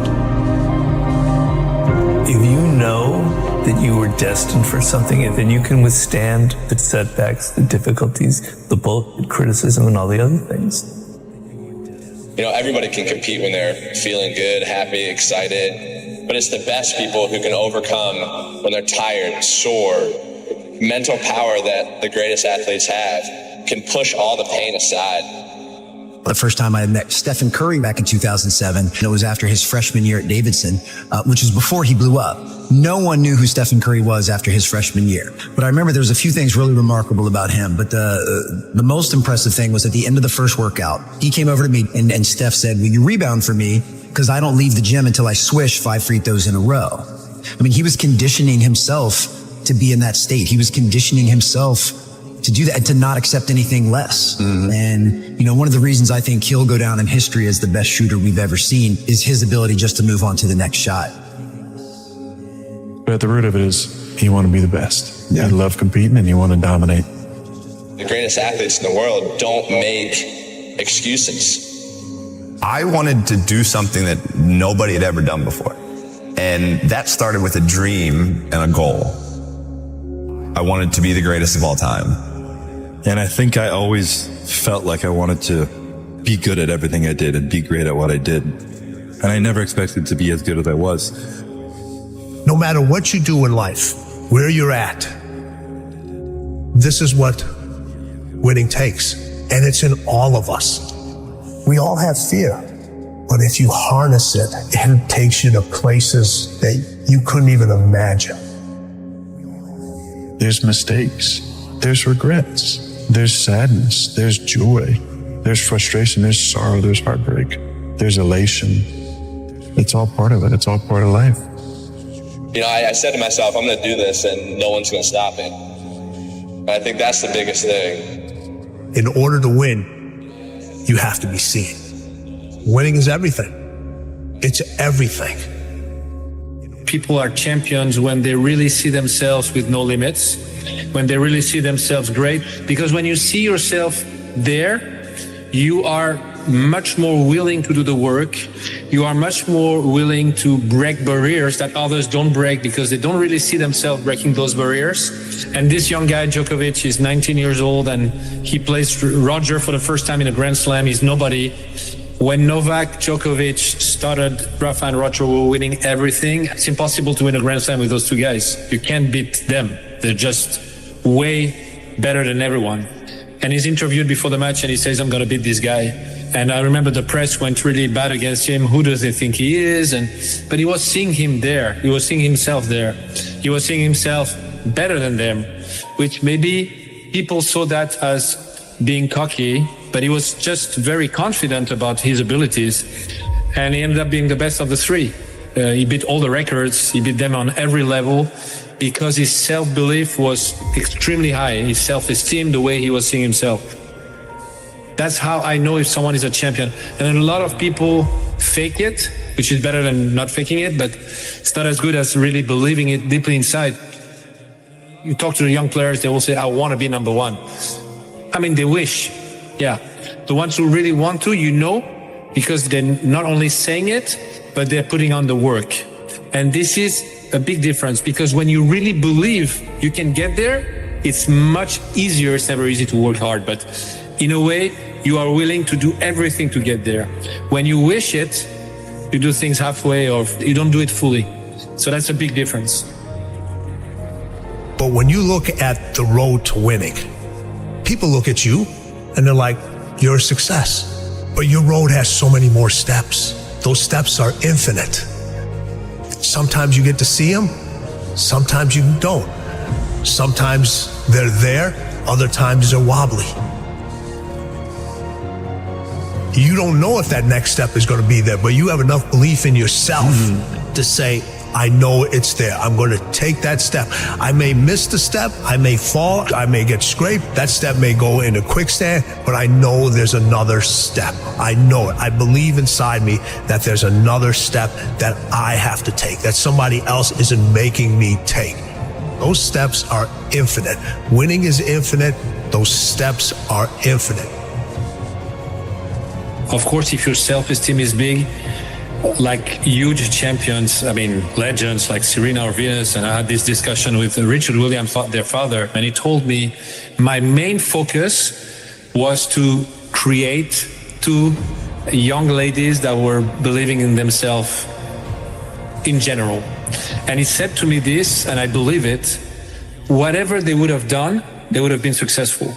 We chose tennis, but if they would have wanted to be runners or singers or whatever, they would have succeeded because they had this incredible self-esteem that they have. And you'll see that whatever they're going to do after tennis, they're going to be successful. I think from the get-go, I believed I could do it. You know, it just seemed so real to me. I'd already gotten sponsors. I was already winning competitions, and I saw the pros, you know, making a great living at what they were doing. And I just figured, like, God, if I could just get to that point, you know, I think I could make a bit of a living out of this. Why would you do crazy efforts, working crazy hard to achieve something you don't really believe in? Why would you put yourself at risk to fail if you don't deeply believe that at the end you're going to make it? I'm not saying that people never fail. Of course they fail, and Serena failed many times in tennis too. But we remember what she achieved, which is much bigger. The great Serena Williams. I mean, I just never think I'm going to lose. I just don't want people to think I'm too cocky or anything. And you're only as good as your last win. So I hate losing. I mean, that's no secret. But you got to lose. I feel like every time I lose, I get better. And I think it's important for me to have losses. Just the fewer, the better for me. I think a lot of people they see you run and they say, oh, it looks so easy. You really look effortless. But before it gets to that point, it's hard. It's like hard work. Day in, day out, sacrifice, day in, day out. The confidence comes from preparation. You know, so when the game's on the line, I'm not asking myself to do something that I haven't done thousands of times before. When I prepare, I know what I'm capable of doing, I know what I'm comfortable doing, and I know what I'm not comfortable doing. You know, and so in those moments, if it looks like I'm ice cold or not nervous, it's because I've done it thousands of times before. So what's one more time? No, I've never been afraid. I mean, obviously you're nervous, but afraid means you're not confident in your skills. I have total confidence in my skills, so I'm not afraid. You know, if you put your mind to doing whatever you want to do, you know, good things can happen. That shot gave me the idea that I could be better than what people think, and I can, you know, surpass any expectations that I may have for myself. The start is just every day do something you didn't do the day before. If you just pay attention to the details, you pay attention to the details, those distinctions are easy to see. Everybody talks about working hard, showing up early, showing up late, doing all. Everybody can do that. Everybody can do that. It's the mannerisms of the way they carry themselves. It's the way they compete. It's the way they listen. It's the way they absorb information, how coachable they are. The one thing all my athletes in business, in sports, the best of the best are so coachable. They listen. They listen. They absorb the information. They pay attention. They're there. Of course you want to win, but winning is not a goal. Winning is a result. The goal is, what do I focus on? I focus only on things that I can control. Winning, you cannot control everything, but there are a lot of things you can control. A lot of things happen. A lot of emotions come in. A lot of thoughts come in. You have to take them away, and the only way to take them away is to talk to yourself in a way that makes you better. But you also have to make efforts every day, and you do, to have those small victories and build yourself as a person that is able to achieve his dreams. By no means have I never made a mistake. I've made lots of mistakes, both in and out of the pool, and I've been able to learn from every one of those mistakes, and I've been able to, help people not make the same mistakes that I've made. So keep going. You're doing the right thing. Why can't you change your thinking? Everybody else does. Do you know what everybody says? It's suicide. You've seen him. You know how strong he is. You can't win. Because I'm a fighter. That's the way I'm made, Adrian. We can't change what we are. Maybe I can't win. Say what you can do. Do what you say. You can't do it, don't say you can do it. Don't over-leverage yourself. Don't over-leverage a decision and then jump in and kind of dip a toe. I think I'll try it out. No, think if you're going to try it out beforehand, but when it's time to go, dive. Don't leave it and go, ooh, if I just would it. That keeps me up at night. I think it keeps a lot of us up at night. Finding out and looking in the mirror and going, I didn't half-ass it. I went all the way. I found out. Then why didn't you quit? You knew I was trying to get rid of... And he'd lost his father earlier in the week. Literally 48 hours later, he was in the car. Yeah, what was it like racing that year, having to show up again now where you don't have the person who believes in you and loves you intrinsically? What was that like? I don't know. It was on the Tuesday of Baku. As soon as he passed away, I asked myself, what would he want me to do? And I had no doubts. I mean, there was only one answer. Yeah. This was a kid who just lost his father, and he was a kid at the time. He's a teenager. To have that kind of mental strength, I'd never seen anything like it. He then went out, fell to last place, fought his way through, and won the race. And Charles Leclerc takes the lead. He's passed absolutely everyone to get himself back to the front. Yes! Yes! Wayne Gretzky said in a brilliant way, you miss 100% of the shots you don't take. One often meets his destiny on the road he takes to avoid it. Your mind is like this water, my friend. When it is agitated, it becomes difficult to see. But if you allow it to settle, the answer becomes clear. You just gotta quit tripping while you're in the process, because the process is necessary. You may not see it now, but when he gets you on the other side of it, you're gonna see exactly why it went that way, and you're gonna be okay with it. Your strategy and your plan of action, continuously looking for ways to win. When will I know I'm ready? You won't. That's all it is, Miles. A leap of faith. So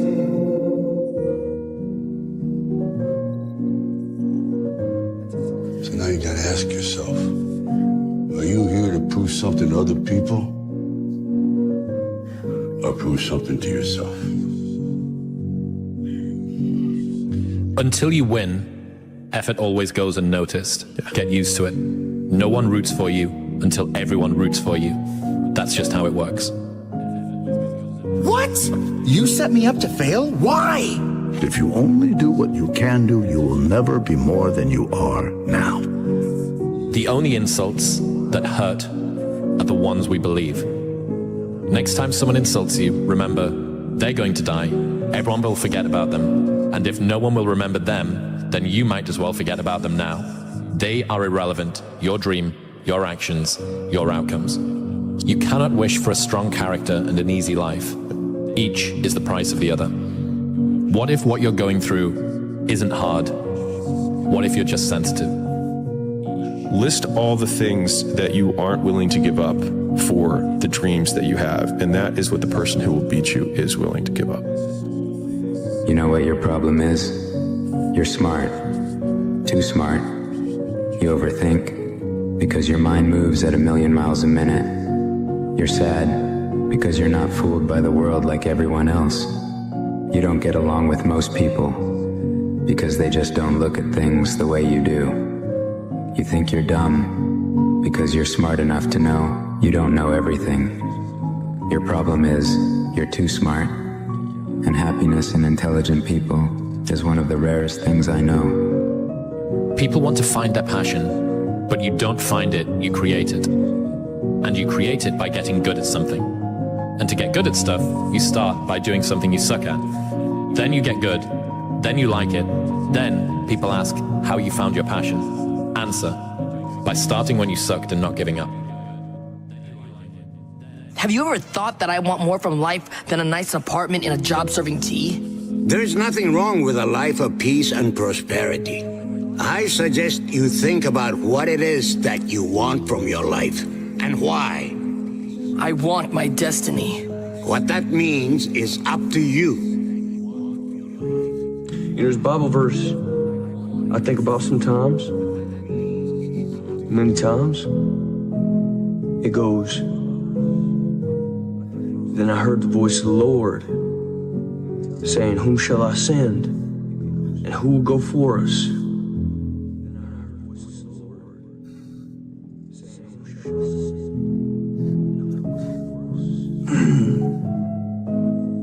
And I said, "Here am I. Send me." When I had my accident, I found out at that moment, nothing in life is promised except death. If you have the opportunity to play this game of life, you need to appreciate every moment. A lot of people don't appreciate their moment until it's past. Well, if you can be in a bad mood for no reason, you might as well be in a good mood for no reason. If it's not going to change your life, it shouldn't change your mood. If the cost is peace of mind, don't buy it. Don't ever pass up an opportunity to be of encouragement to other people. Don't ever pass up an opportunity to inspire someone. Don't ever pass up an opportunity to empower someone. Don't ever pass up an opportunity to show someone love, because the thing about it, my wound, like you can see this. You can see my arm. My wound is visible. But it's a lot of people in this room that are wounded, and you can't see it. And it's internal. Hard work actually works, and with virtually everything. It might not make you the best at whatever it is you're pursuing, but it will certainly make you better than you are. I've found greater fulfillment in the journey of pursuing my goals than in the moment of achieving them. To tell you the truth, I don't know if it's special. Only you're gonna know that when the time is right. And it ain't gonna come overnight. You're gonna take a beat, you're gonna take this, you're gonna get knocked out, you're gonna get up, and you're gonna see if you got the right thing. But you gotta work hard. I swear to God, if you're not gonna do it, I'm out. Like every punch I ever thrown has been on my own. Nobody showed me how to do this. I'm ready. Well, it's to be unyielding. You know, you never give an inch to anyone. No, like you're always going after it. Always going after it, always going after it. And if there's a challenge that ensues, oh, good, I want to see how I stack up to that. So you go after it, And it's just, it's fun. It's like you get a chance to compete against opponents, and you get a chance to see where you stack up against them. It's like, I want to see. Maybe I'm not good enough today. If that's fine. I'll be good enough the next time I see you, though. You know, and you get a chance to always measure yourself. So I guess that's where relentlessness comes from. I wanted to read you a quote from 2013 that you said, "I've lost my mind on this game, like Vincent van Gogh dedicated his life to his art, and he lost his mind in the process." That's happened to me, but... When that gold belt is around my waist, when my mother has a big mansion, when my girlfriend has a different car for every day of the week, when my kids have everything they ever want, then it will pay.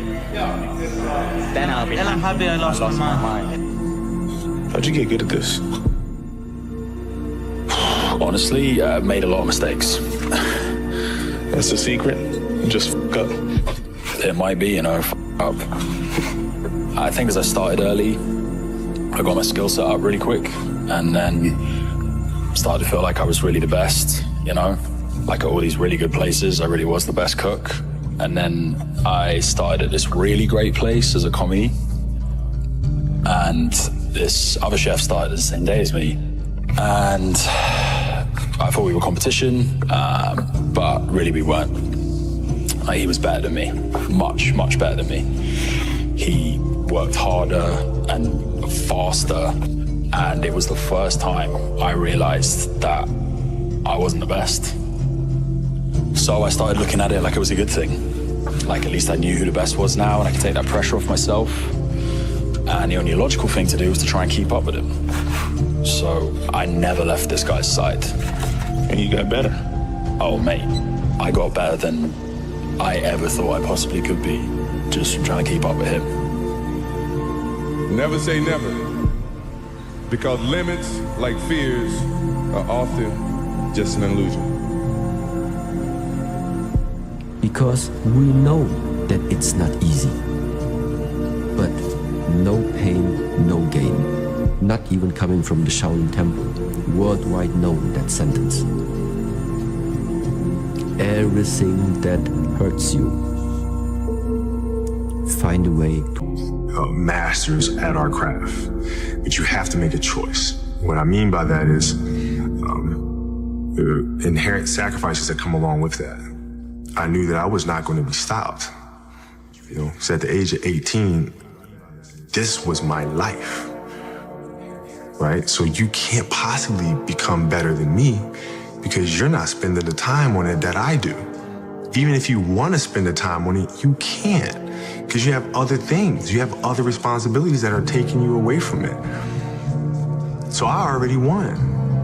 So it's not the car, the house, the whatever. It is that internal goal, that internal why. And so for me, I just think that's it. Like that, like it's something within it. You gotta pull it out. And so it's easy when you have a why, a purpose. I'm doing it for this, I'm doing it for that. It's easy to get up and get going. But if it's just for a car, what happens, Louis, when you get the car? Because you can buy it. What happens when you get the house? And you can buy the house. Because I think any person, any human realizes that if you want some kind of a good outcome, you're going to have to work hard for it. And if you don't work hard for something, you're not going to get an outcome that's really worth much.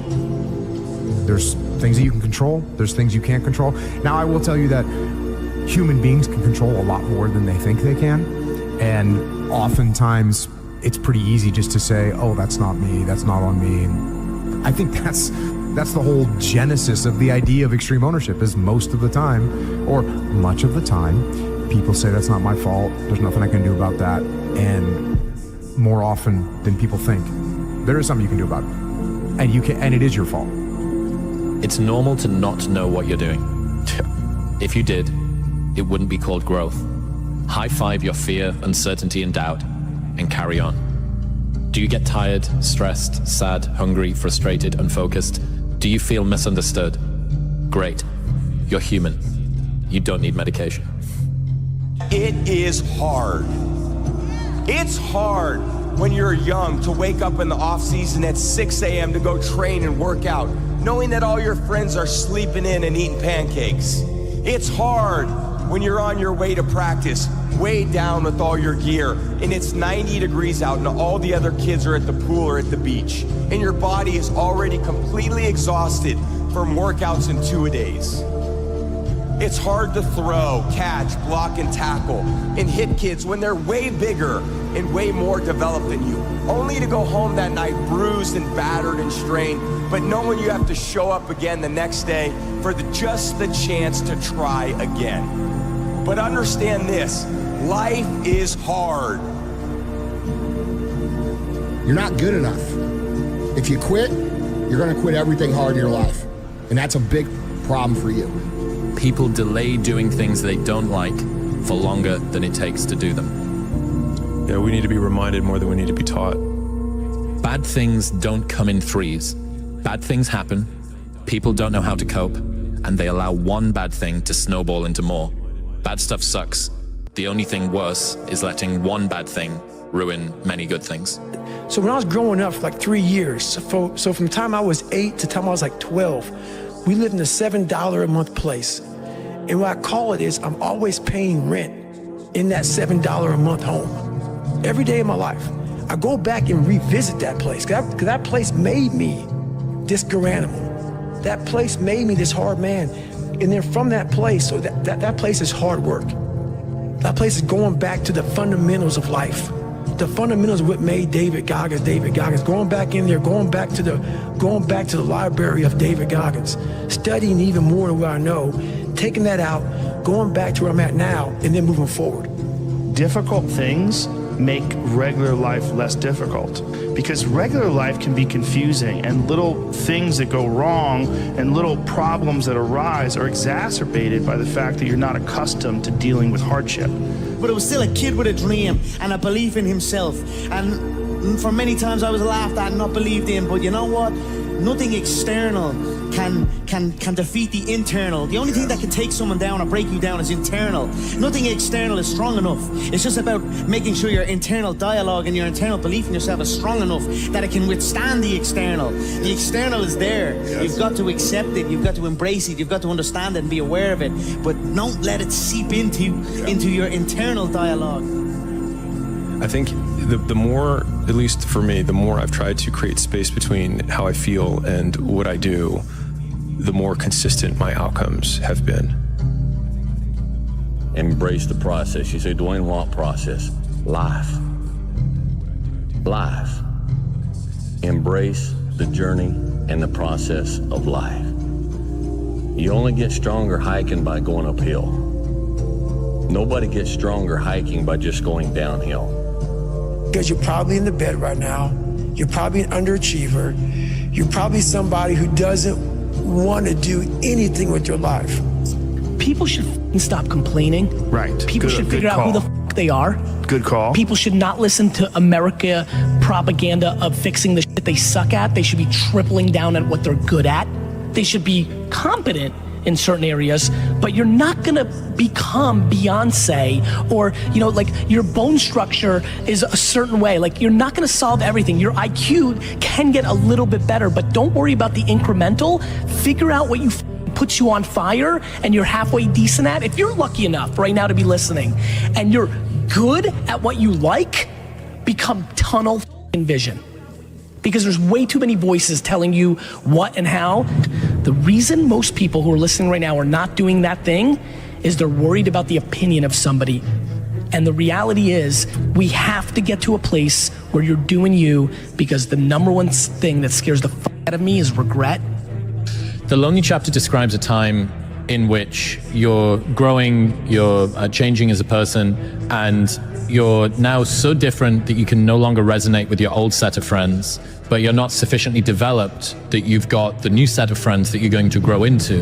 And this is the lonely chapter. And the problem with it is that you're always, the desire to sort of regress back to where you were is always going to be there. And you're going to have uncertainty. There's not even the promise of glory or success or triumph when you get through the other side. What am I pushing toward?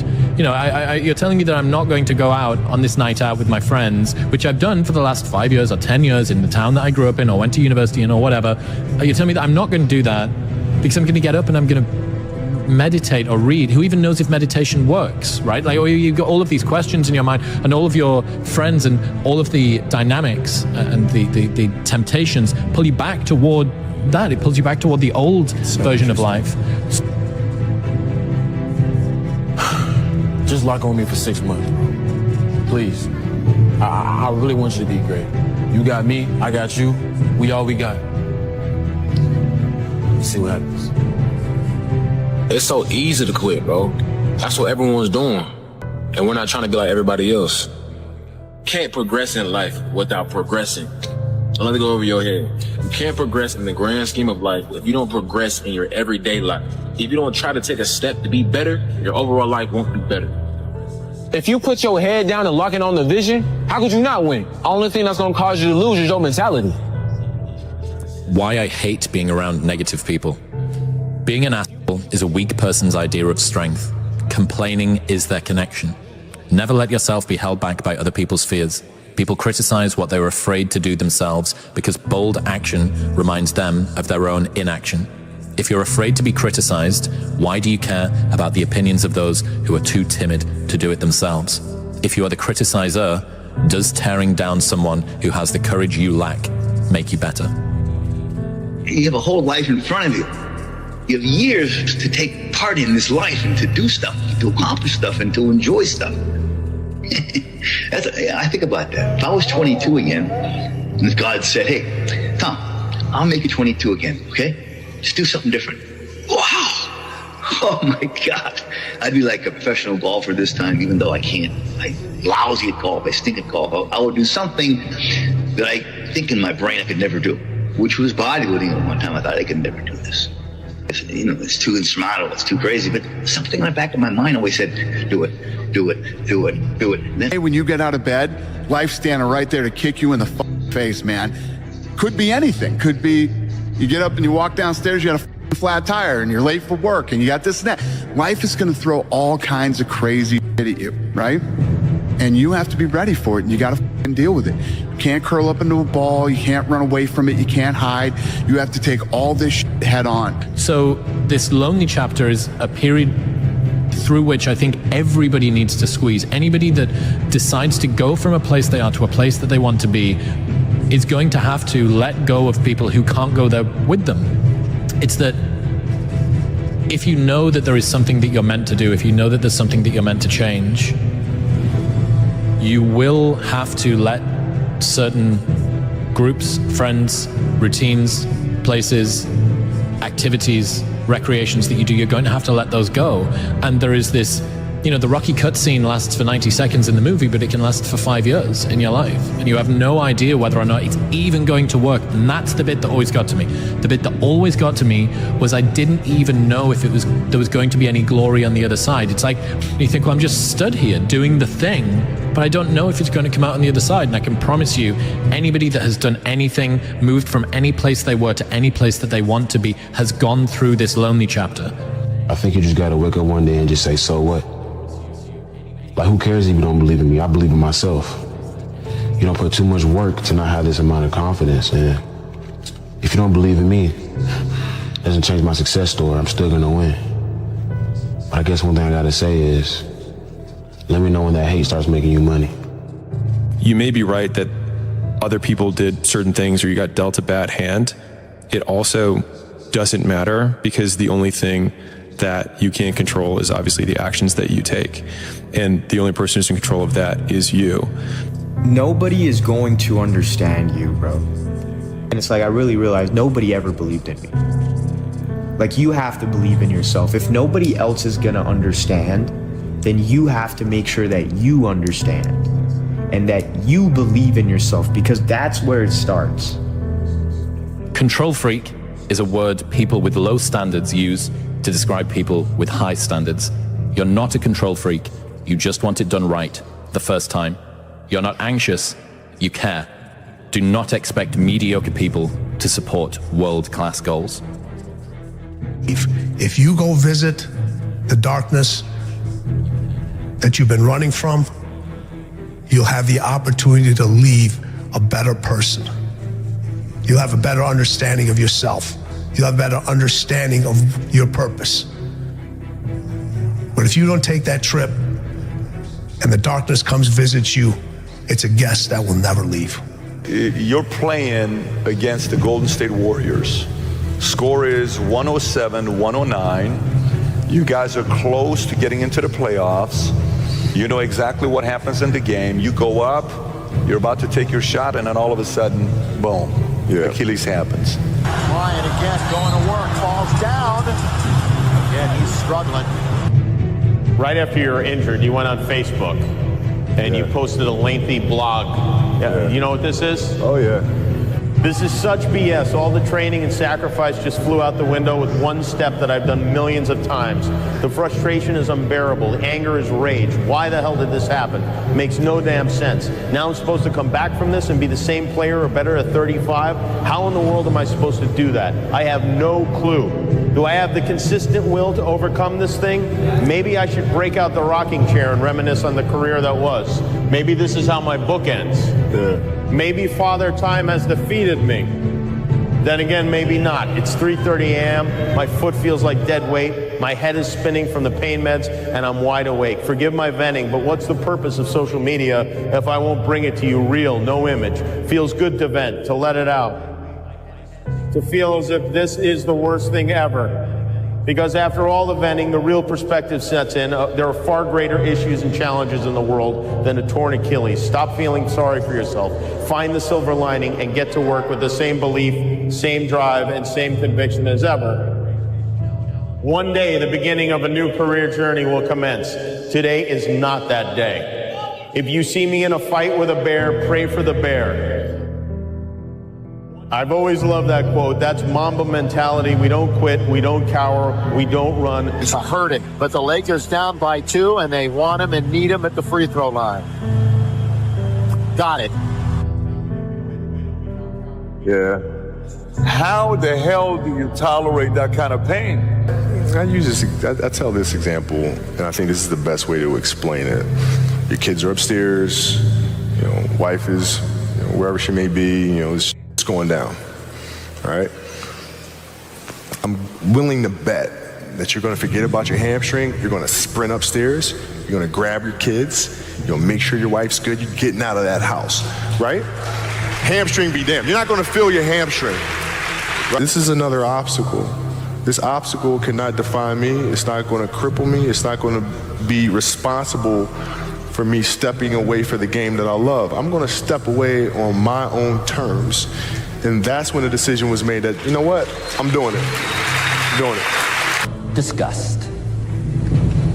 Disgust. Disgust is a negative emotion, but it can have a very positive, powerful effect. Disgust says, I've had it. What an important day that could be. Most people will not understand your obsession, your drive, and your determination. Success is a lonely journey. That's just a reality. And most people are not going to understand why you're so driven, why you're so obsessed. And if you try and make them understand, you're going to end up frustrated. The best advice I can tell you is go on the journey by yourself. If I'm going to be just as miserable being mediocre as I am doing this. I think Iverson. So that's how you're gonna play it. You gonna do this? Okay, fine. That's all I needed. That's all I needed for him to do that, and it became personal with me. Welcome all experiences. You never know which one is gonna turn everything on. Don't put up the walls. The same wall that keeps out disappointment keeps out happiness. Take down the walls. Go for the experience. Let it teach you. And here's the last one. Resolve. Resolve says I will. Two of the most powerful words in the language. Benjamin Disraeli said, nothing can resist a human will that will stake its existence on its purpose. Shortly put, I'll do it or die. My whole thing, Joe, is I'm so grateful. I'm so optimistic, man. I'm always looking for light in every situation.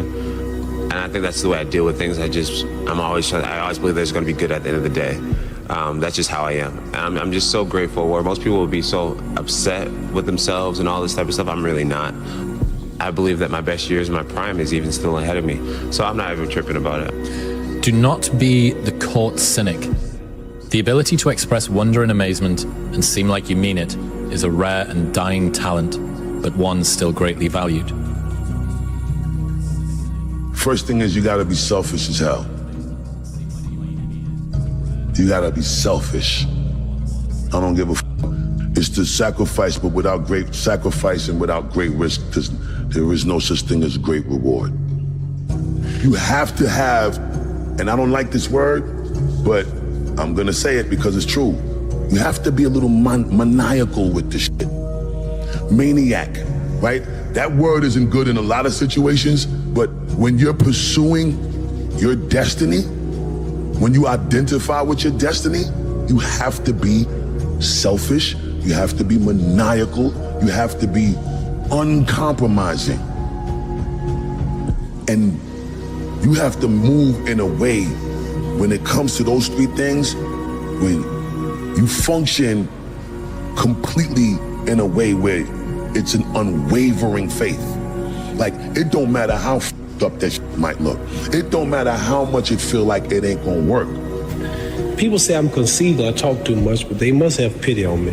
It's hard to be humble when you're as great as I am. We have been fed this line of horse that you're supposed to seek comfort, and I don't think you are. I think you're supposed to seek lessons, and you're supposed to seek difficult tasks and accomplishments, and through those things and through doing things that are hard to do, even if it's just a 90-minute hot yoga class. I do a 90-minute yoga class, man. Those last 20 minutes, I do not want to be there, man, and I definitely don't want to give 100%. And I can cheat. I can kind of half-ass it. I can. But if I don't, and I get through it, when that time is up and the lady says namaste and everybody gets up, I'm like, man, I made it. You know, I lost 15 pounds. My yoga mat is drenched to the point where I can literally wring it out and fill a jug up with water. But through that struggle, I will now have a better day, and I better do it again tomorrow. Why you need to go all in. The main reason you need to go all in is because you have nothing to lose, bro. When you think about it, guys, you're already broke, okay? And we know that you're not gonna save yourself rich, okay? And we know that if somebody else is all in and you only have half of your foot in to the water and you're not ready to jump, that guy's gonna beat you every single time. If your job is to try to be the best basketball player you can be, right?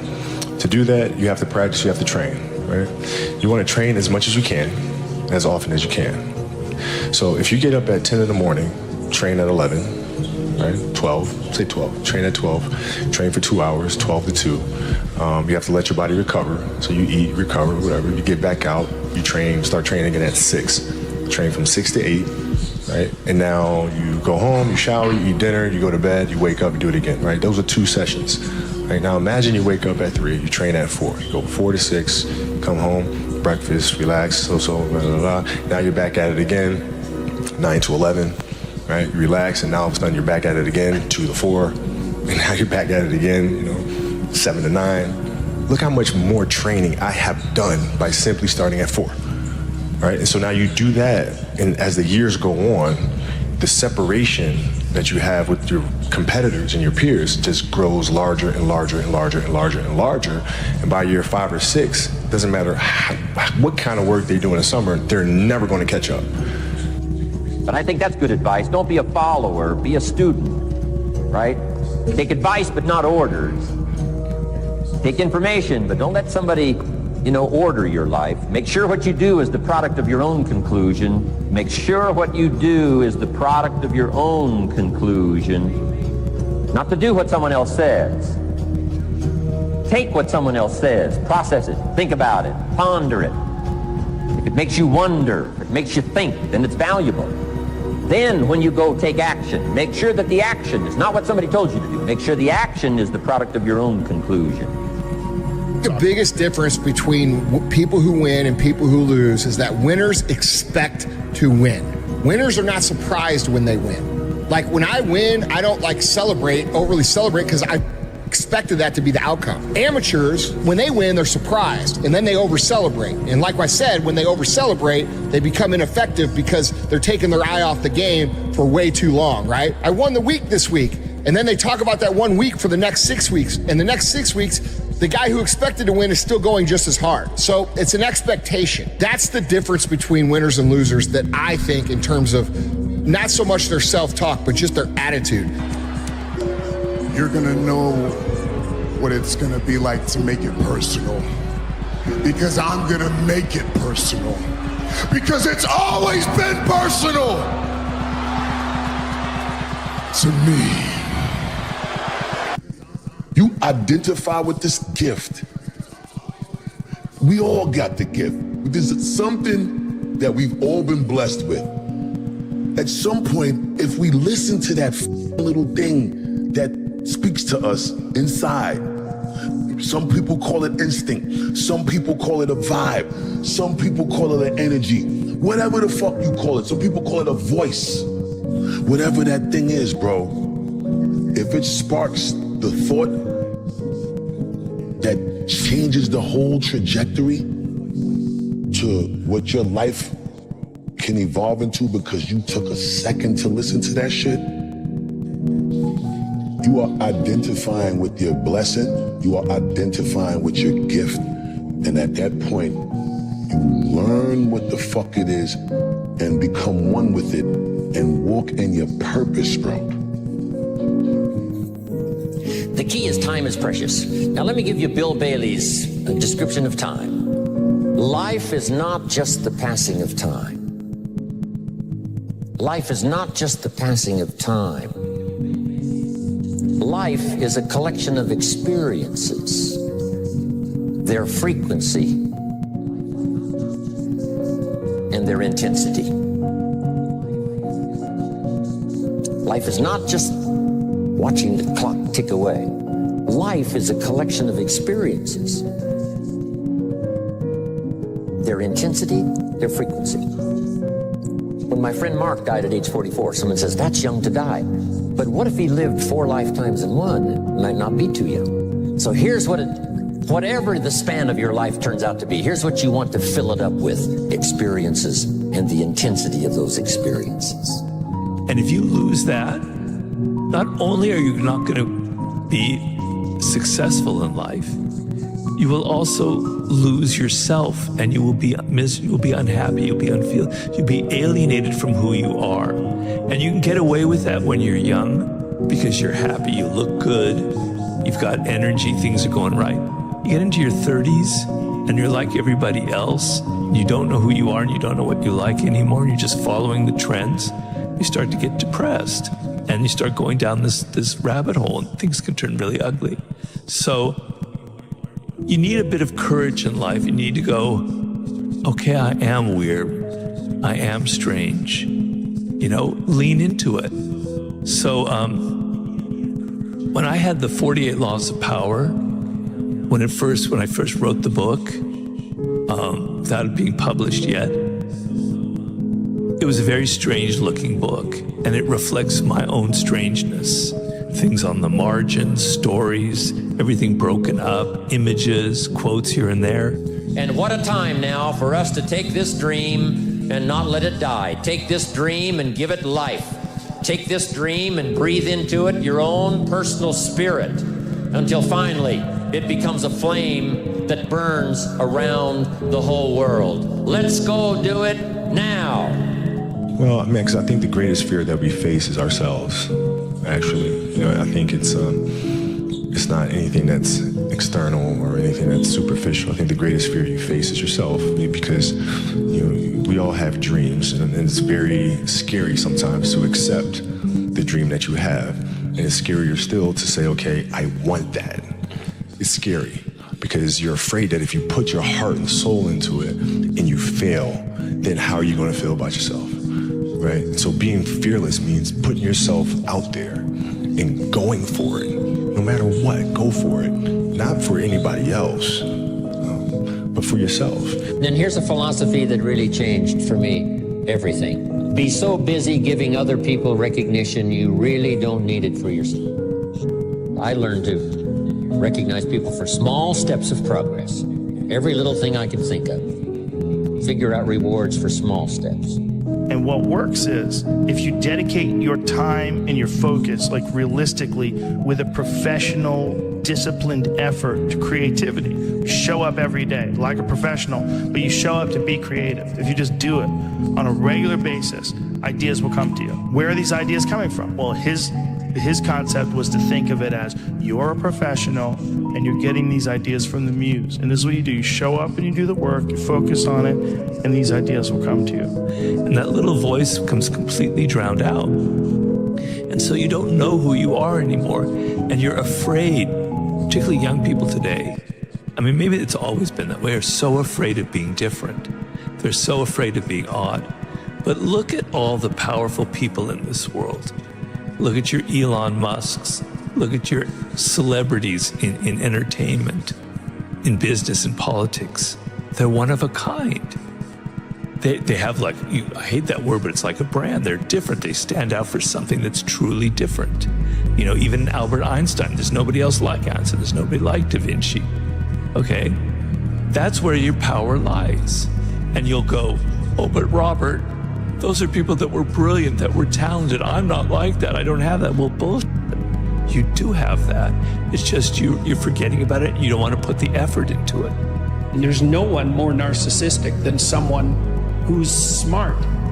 And if you are smart, that's a real temptation. It's a real temptation. It can make you bitter as hell.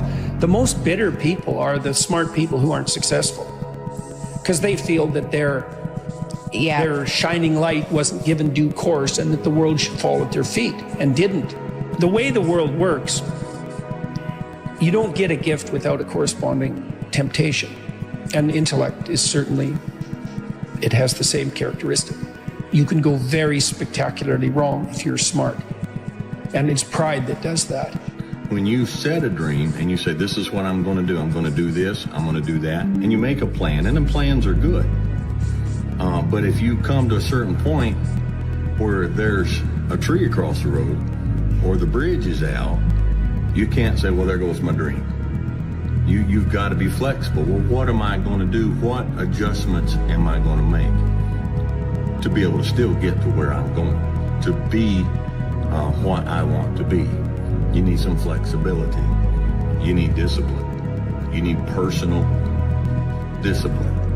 There's times when you don't feel like doing what needs to be done to get this. But you got to say, feelings has nothing to do with it. This is my dream. This is what I'm going to do. Lots of people associate working hard with not making progress. Therefore, working feels like wasting.